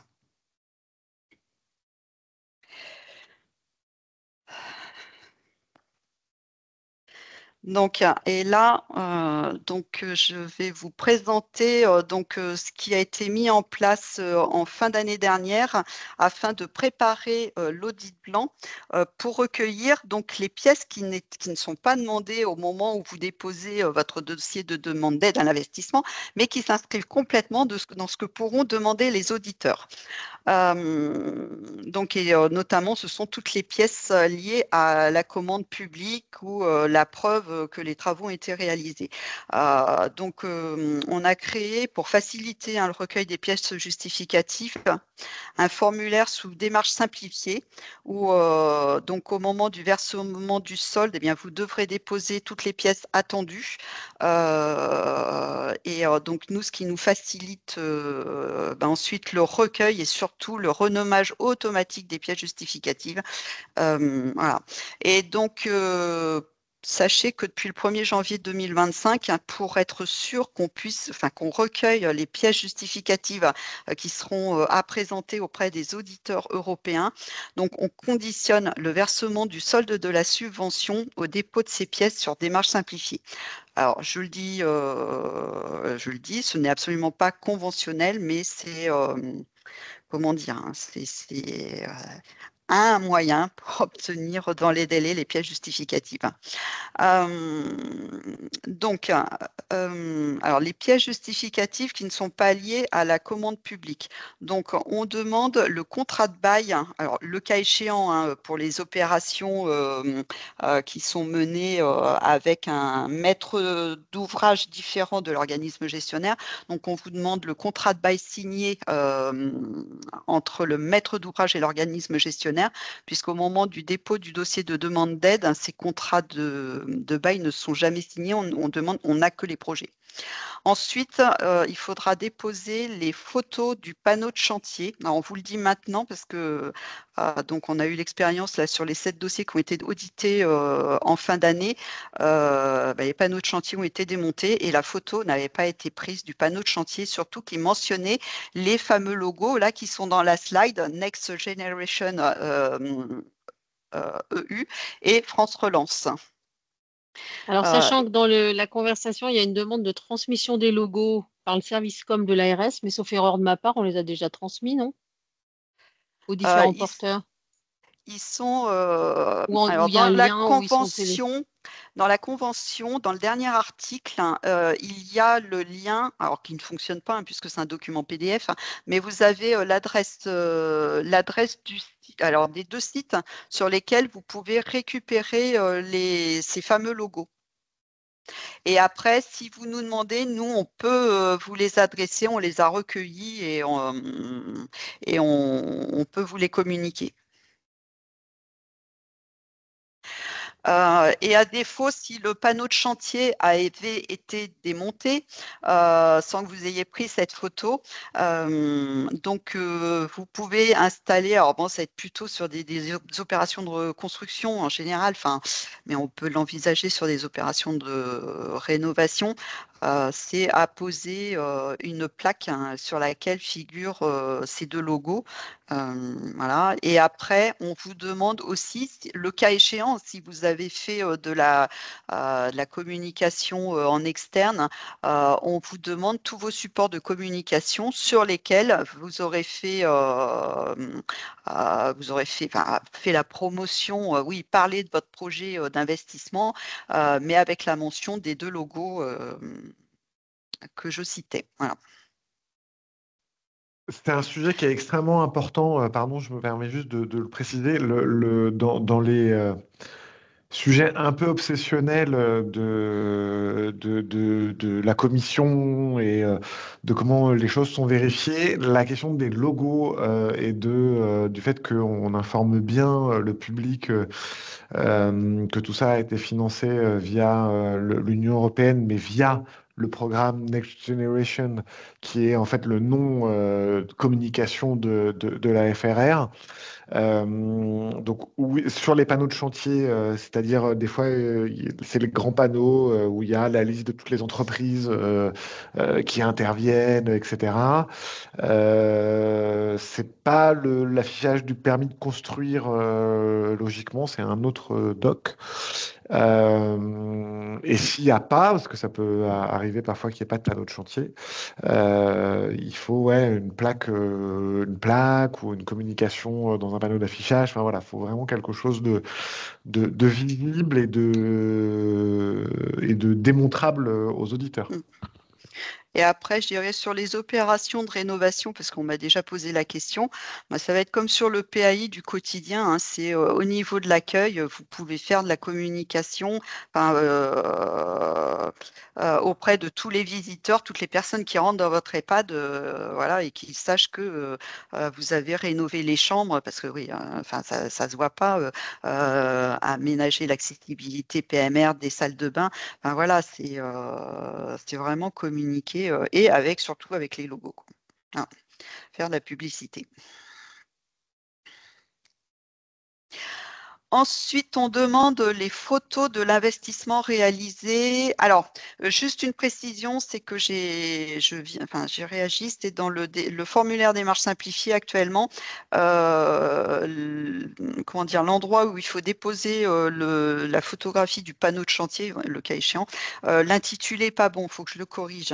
Je sais plus ça a été mal retraduit, je ne sais plus, mais bon, ça doit être photo avant investissement, ce qui n'a pas de sens du tout. Mais bon.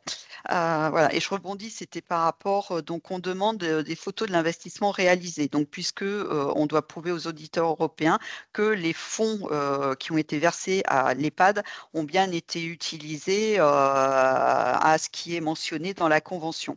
Donc, notre difficulté, c'est que quand on est sur des travaux de rénovation, si on n'a que les photos travaux finis, on ne se rend pas bien compte, on ne se rend pas compte du tout de ce ce qui a été mené. Donc, dans ces cas-là, il faut nous déposer les photos, donc travaux réalisés, mais travaux aussi avant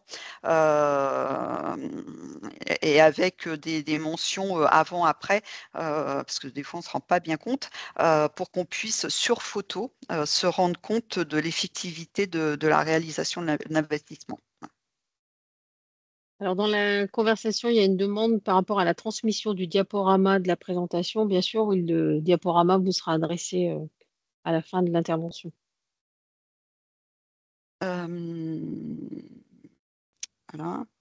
Ensuite, donc on attend le décompte général et définitif, daté et signé. Alors là, on sait qu'effectivement, il y a un décalage. À partir du moment où on peut vous faire le versement du solde sans attendre le DGD, il peut y avoir un décalage d'une année.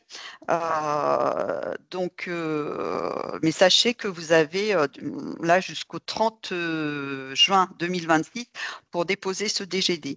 En gros, c'est à partir du moment où on vous donne le lien sur le formulaire démarche simplifiée, vous pouvez déposer vos pièces. Si on se rend compte que de toute façon, les pièces sont insuffisantes, on ne clôture pas le formulaire et le formulaire peut être ouvert, enfin, il est laissé ouvert, accessible aux EHPAD jusqu'au 30 juin 2026.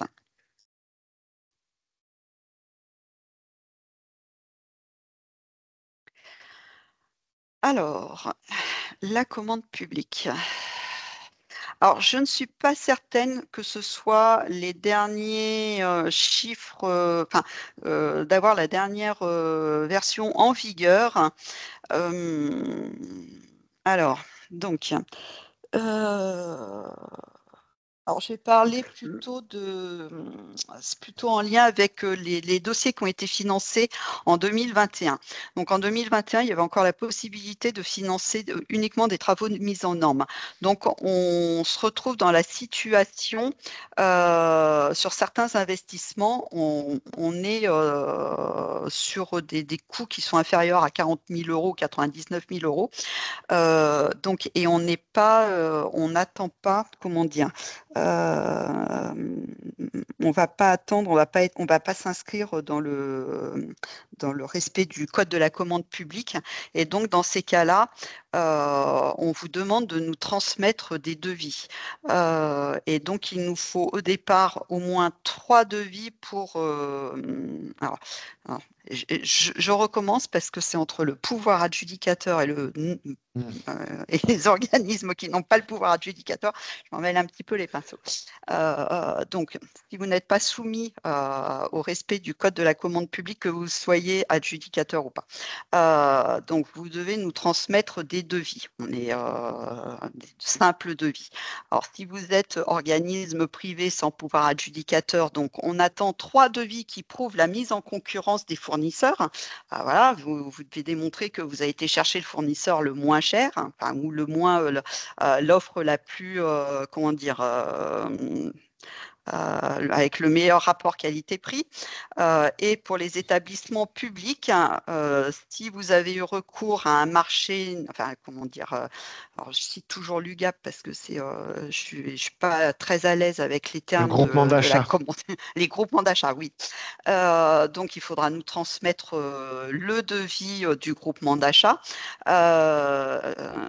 Voilà. Mais s'il n'y a pas eu de groupement d'achat, et là, je fais le lien avec un dossier, alors je ne vais pas donner le nom, où on était sur des investissements très spécifiques.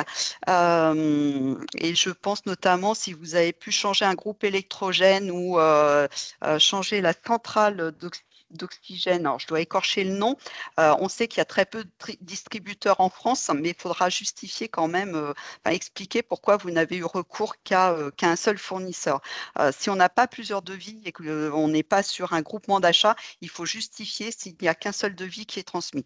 Et ensuite, toujours en lien avec les devis, donc il faut nous transmettre également le devis bon pour accord pour avoir la preuve que le document a été signé après la notification de l'aide. Voilà, et pour les achats au-dessus de 100 000 euros et au-delà, enfin, et après l'autre seuil de 5 538 000, donc on vérifie au moment où vous nous transmettez les pièces, donc vous avez respecté la procédure du marché et que vous avez bien publié sur le bon journal officiel. Enfin bon, voilà, et ça, vous connaissez beaucoup mieux que moi. Voilà. Peut-être juste un petit mot sur Oui. la question de la commande publique. Donc c'est un sujet qui est extrêmement vérifié par l'Union européenne. Donc soit vous êtes pouvoir adjudicateur, soit vous l'êtes pas. La question, elle est assez simple pour les EHPAD publics qui sont pouvoir adjudicateurs par nature et qui sont donc soumis à ces règles de seuil, soit de publicité, soit de mise en concurrence. Et donc là, on a besoin de la preuve que ça a été publié, qu'il y a eu un rapport d'analyse des offres, etc., etc.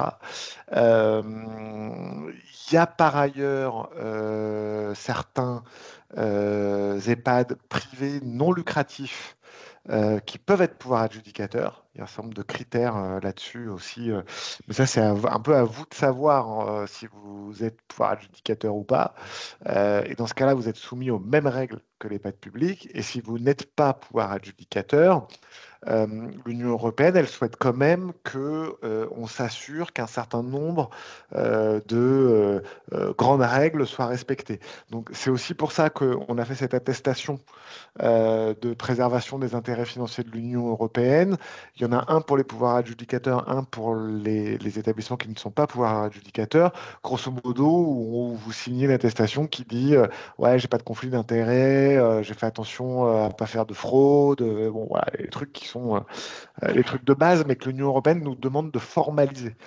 Euh, donc voilà, donc ça c'est assez clair dans le sens où soit on est à pouvoir adjudicateur et bah, on est soumis aux règles de la commande publique, soit on ne l'est pas. Et ce qu'on demande, c'est quand même de vérifier un certain nombre de choses. Donc il y a l'histoire de devis, de quelle procédure vous avez utilisée. Voilà. Voilà un peu sur les questions de marché public qui sont des sujets sur lesquels soit c'est très facile. Je sais pas, je prends un EHPAD qui est rattaché à un établissement public de santé. Bon, bah, c'est très facile parce que c'est quelque chose que vous faites de manière très régulière et c'est parfois plus compliqué pour des EHPAD privés non lucratifs qui peuvent se demander s'ils sont ou pas soumis aux règles de la commande publique. Voilà. Donc, les pièces que l'on vous demande de déposer sur démarche simplifiée, donc ce sont toutes les pièces de la commande publique. Donc, si vous êtes en marché global, c'est assez rapide. Si vous êtes en lot séparé, on vous demande de déposer comment dire, les pièces par lot. Alors, bon, je vais passer en revue toutes les pièces, mais enfin, vous les connaissez beaucoup mieux que moi. Donc, bon, on a parlé de l'attestation de respect, de préservation, détection, correction des fraudes, corruption et conflit d'intérêts, que vous soyez pouvoir adjudicateur ou non. Donc, il faut déposer le cahier des charges administratives particulières, le cahier des charges techniques particulières, le règlement de consultation, l'avis de publicité du marché. Alors, et on veut bien, alors je le dis parce que je l'ai eu en exemple, hein, on veut le document qui a été publié. Et pas le Mm. document qui a été rédigé avant publication. Alors, bon, la réponse qui m'a été faite, c'est que le document publié n'a pas été retrouvé. Ensuite, on veut le rapport d'analyse des candidatures et des offres, hein. Et donc, ces deux documents sont vraiment super importants pour nous parce que nous, on doit vérifier derrière que alors si je ne me trompe pas, que les critères fixés dans le règlement de consultation ont bien été respectés sur les candidatures et sur les offres, hein. Donc, voilà, on doit rendre des comptes à la CNSA et à la DGCS. Donc, il nous faut le mémoire technique de l'attributaire, la notification à l'attributaire, l'acte d'engagement à l'attributaire, l'annexe financière de l'attributaire, donc le formulaire CABIS de l'attributaire et son IBAN, les attestations de régularité fiscale et sociale de l'attributaire, l'attestation qui justifie que l'attributaire n'est pas dans un cas d'interdiction de soumissionner, et il nous faut toujours pour l'attributaire son attestation d'assurance pour les risques pro. Or, donc il nous faut, je pense, il nous faut bien les deux, dommage ouvrage, responsabilité civile. Je me tourne vers Monsieur Roux. J'ai fait en sorte qu'il ait Oui, deux. Ouais. oui, c'est bien. Ouais.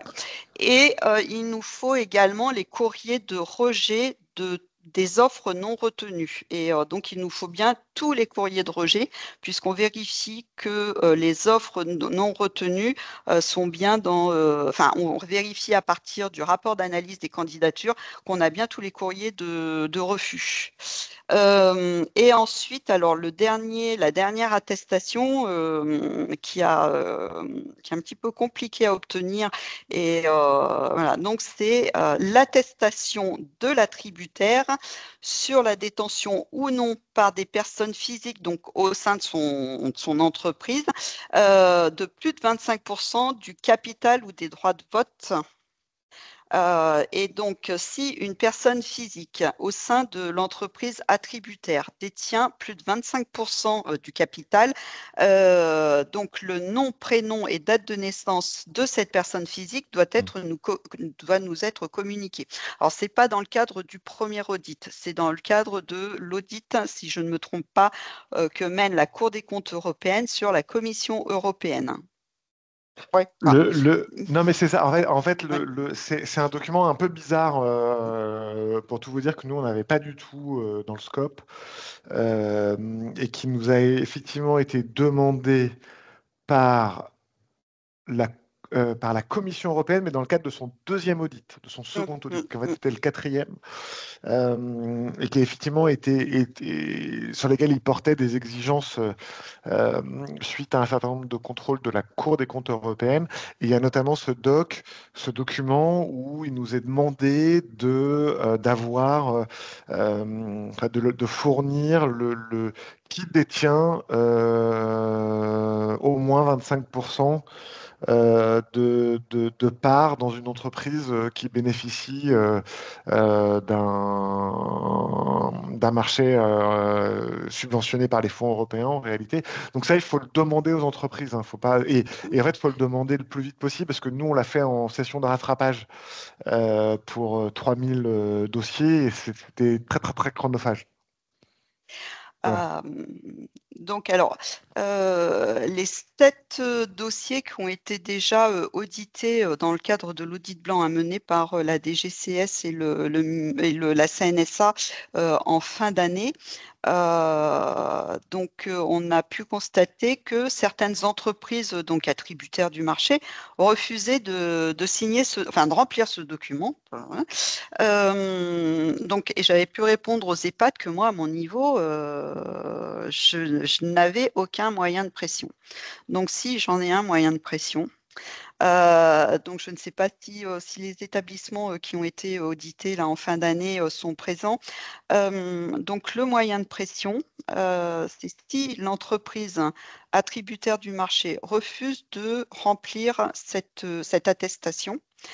Qui permet, alors moi je l'analyse comme ça, hein, on est vraiment dans le cadre de vérifier l'absence de conflit d'intérêts, d'un marché qui aurait été attribué à l'entreprise du coin, voilà, on est vraiment dans ce cadre-là. Donc si l'entreprise refuse de compléter ce document, cette attestation, donc un signalement pourra être fait au parquet européen. Voilà ce que je voulais préciser par rapport à ce document qui est a priori un peu compliqué à obtenir. Ensuite, alors, Dorothée, il y a une question oui, dans la conversation qui porte sur les projets qui sont portés par un bailleur social. et c'est quoi la question? Je pense que la question, c'est comment tout le recueil des pièces fait la préparation du dossier s'engage avec cette situation-là. Alors, ouais, sur les bailleurs sociaux, en général, on va être sur du statut SSA. En plus, c'est des statuts, enfin, si c'est une société anonyme, pardon, si c'est une société anonyme simple, alors, ben, on n'est pas sur du pouvoir adjudicateur, mais enfin, et encore, j'en sais rien. Enfin, j'ai pas eu le cas encore, hein. Ce qu'on peut peut-être dire, c'est que c'est vraiment au bailleur de fournir l'ensemble des pièces et de se Ah bah oui, ce mettre. sera au bailleur. C'est lui Oui, qui porte en fait la Mm, responsabilité mm, de tout ce qu'on oui, explique par rapport tout à fait. au Mm. suivi du dossier et à la fourniture des pièces. Oui, oui, c'est la enfin, comment dire, c'est le statut du bailleur qui fait que, enfin, comment dire, et c'est lui qui est le maître d'ouvrage, c'est lui à qui on paye la subvention, c'est lui Ouais. qui paye les travaux, donc c'est à lui qu'on va demander des comptes. Par contre, l'organisme gestionnaire qui travaille avec un bailleur social, il doit s'assurer du coup quand même que, enfin, il est un peu aussi le garant auprès du bailleur social que euh, tout est conforme par rapport à ce qu'attendent les auditeurs européens quand même, hein. Enfin, voilà, c'est. euh, alors, ce que je voulais dire, je voulais compléter par rapport, alors, c'est de la forme, hein, mais donc sur le formulaire démarche simplifiée, donc bon, là j'ai fait quelques regroupements, mais donc chaque pièce doit être déposée dans la rubrique correspondante. C'est-à-dire qu'il y a une rubrique pour déposer le formulaire CABIS de l'attributaire. Il y a une rubrique pour déposer l'IBAN. Donc, et parce que j'ai eu l'exemple, hein, c'est pour ça que je le dis. Donc, alors je sais que c'est chronophage, hein, on vous embête, je le sais. Mais il faut absolument que toutes les pièces soient tronçonnées, alors que je sais que les entreprises qui candidatent déposent un dossier unique PDF, hein, et on vous demande de découper ce dossier PDF, hein, et tout simplement parce que on doit, quand les auditeurs européens vont nous demander de remonter les pièces, voilà, pour nous, il sera plus facile de regrouper les pièces qui ont été individualisées en fonction des attentes de l'auditeur et puis en termes de renommage également. Et comme le disait Julien Roux, il faut qu'on puisse dégainer très rapidement parce que les auditeurs ne nous laisseront pas 6 mois pour renvoyer les pièces, hein.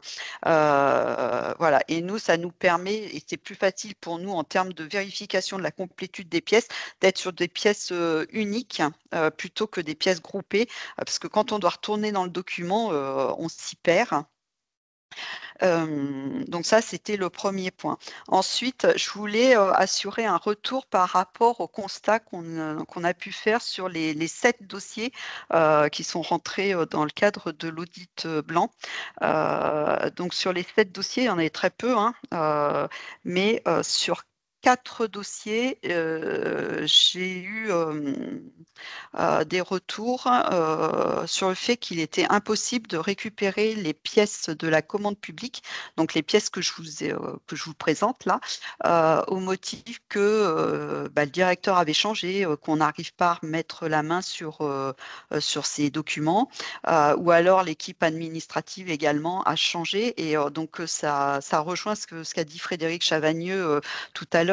C'est vraiment, il faut sur ce dossier-là qu'il y ait un suivi particulier, et il faut que tout le monde soit en ordre de bataille pour être capable de transmettre les pièces en heure et en temps, et il faut que le dossier soit complet. Et du coup, alors voilà, moi enfin, j'espère que les auditeurs ne viendront pas sélectionner les 4 dossiers qui pour le moment, enfin que je considère pas complets.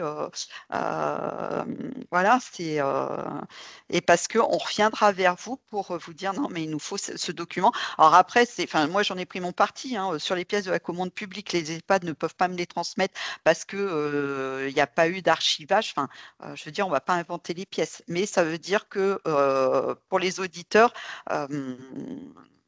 comment dire, les objectifs à atteindre dans le cadre de l'audit, enfin, les objectifs ne seront pas atteints. et on part avec un certain handicap. Alors, dans la conversation, il y a une question qui porte sur les modèles des attestations qui sont listés, et en demandant où est-ce qu'on peut trouver ces modèles, hein, s'ils existent. Les modèles, alors, donc le seul modèle d'attestation, non, il y a 2 modèles d'attestation, autant pour moi. C'est l'attestation de respect, de prévention, détection, correction de fraude, corruption et conflit d'intérêts pour C'est celui-là. ouais.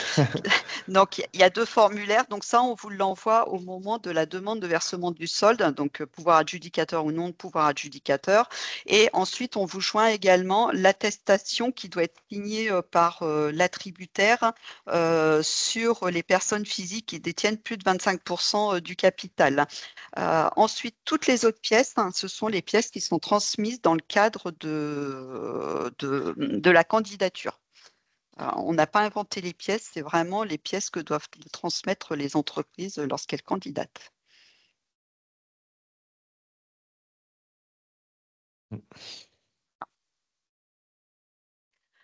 Ensuite, parce qu'il nous reste 10 minutes, mais bon, on a presque fini. Donc, c'est le pouvoir adjudicateur des organismes gestionnaires privés non lucratifs.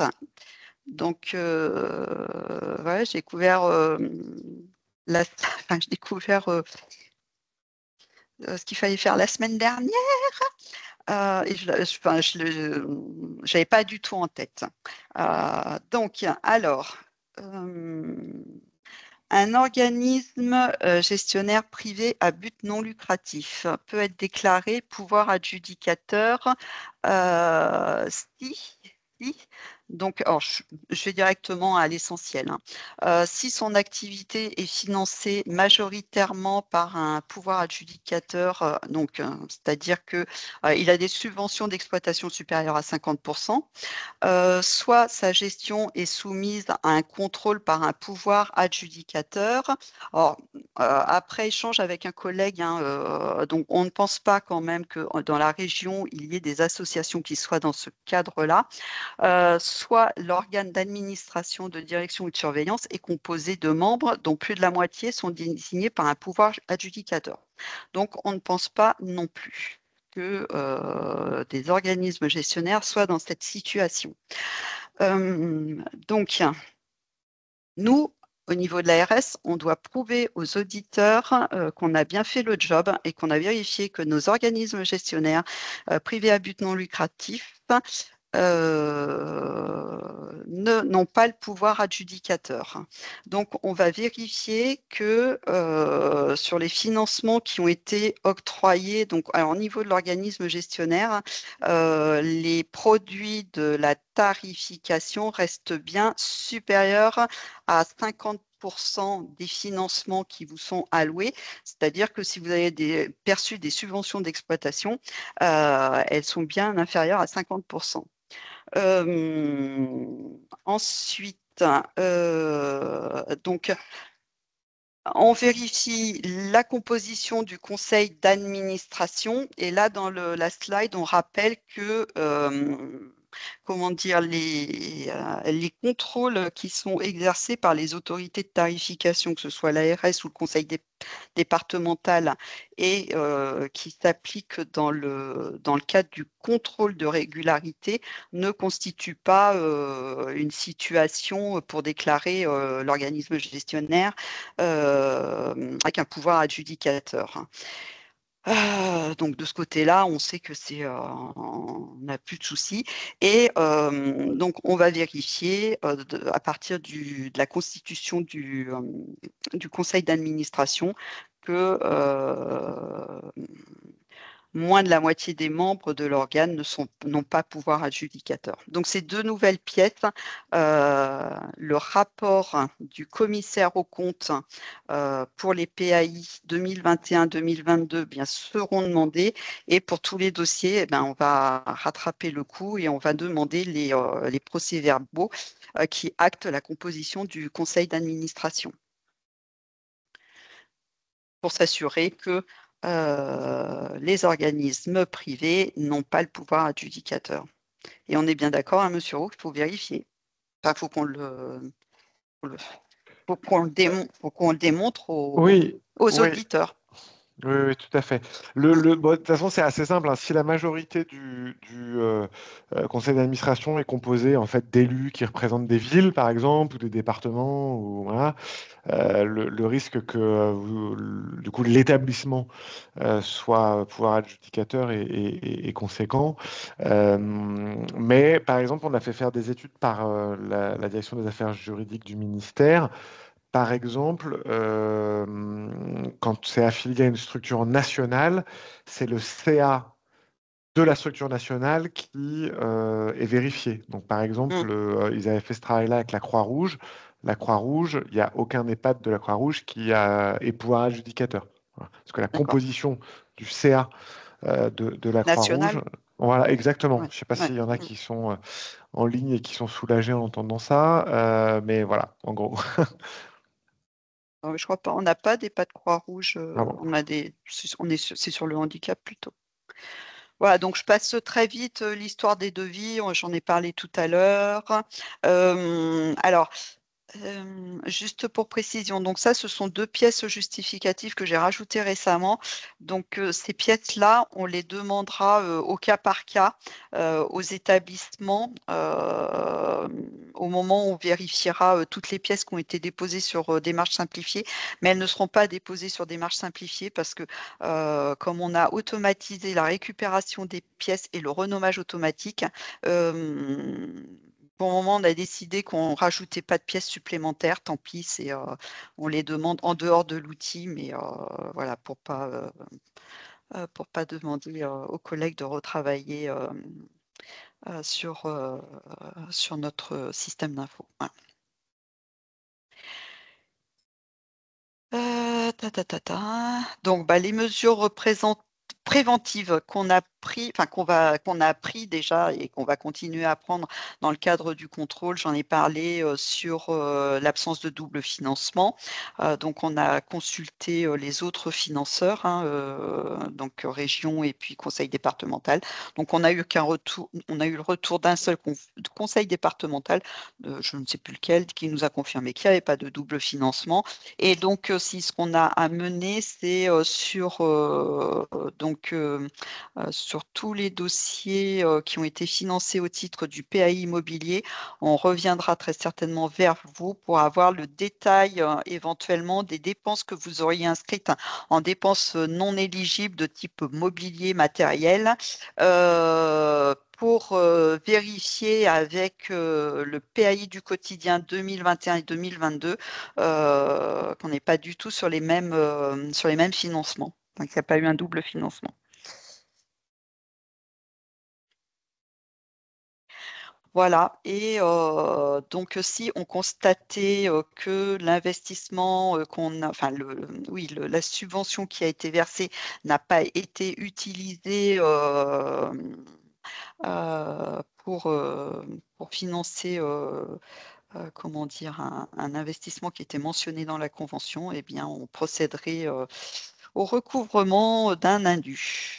Voilà. Et en cas de suspicion de fraude, on ferait un signalement à l'autorité de gestion et au parquet européen.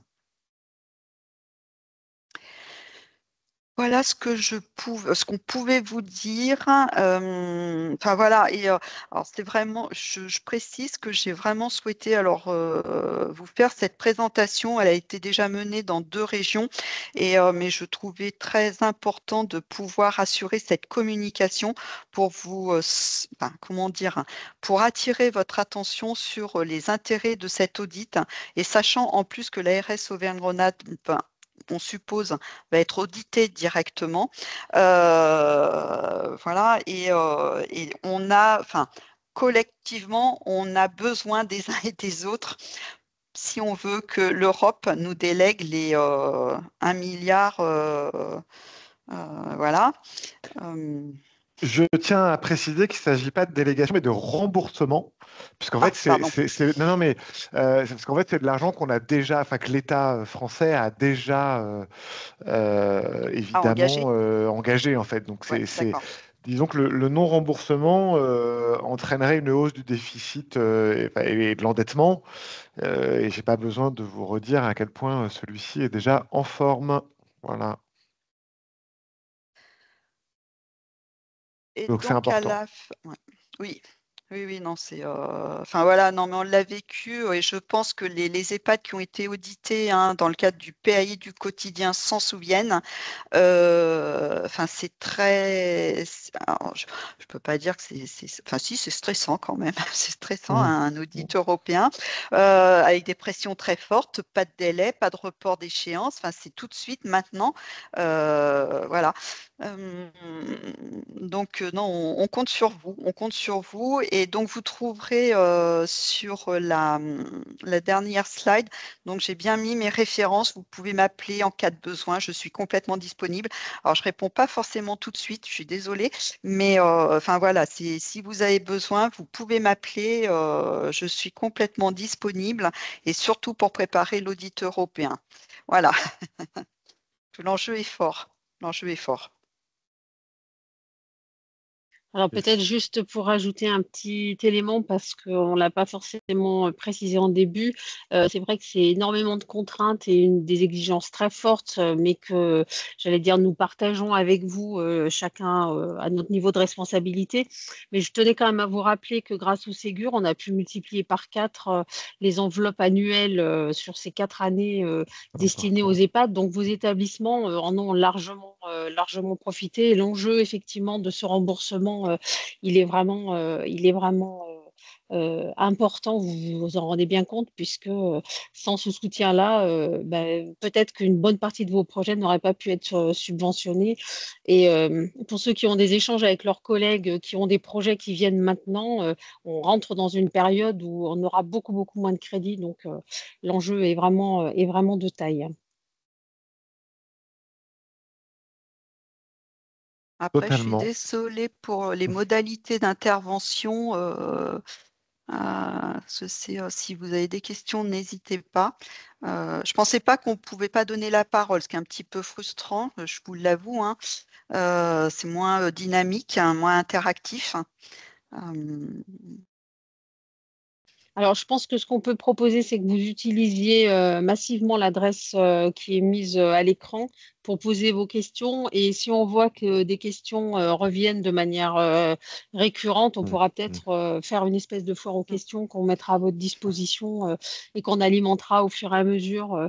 Parce que vous vous en rendez bien compte, on avance un peu en marchant et on essaye de structurer au mieux la constitution des dossiers, le recueil des pièces, pour que derrière l'audit se déroule au mieux.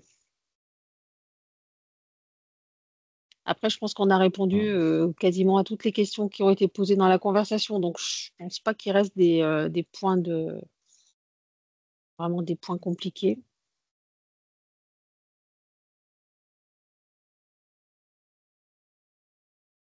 On est arrivé au bout du temps et, imparti. et on a respecté le délai. Alors, À la minute près, presque. et donc moi, je voulais vous remercier, mesdames, messieurs, les représentants des EHPAD, de vous être mobilisés. Je sais que vos emplois du temps sont contraints. Voilà, et je vous remercie de votre participation. Voilà. Merci à tout le monde. Et puis, Merci à tout on le espère monde. que ça vous aura été utile et l'ARS est évidemment à votre disposition, comme ils l'ont dit. Oui, Et tout donc, à fait. on vous met à disposition le support très rapidement. Merci à tous. Bonne fin d'après-midi. Au Au revoir. revoir. Bonne fin de journée. Au revoir.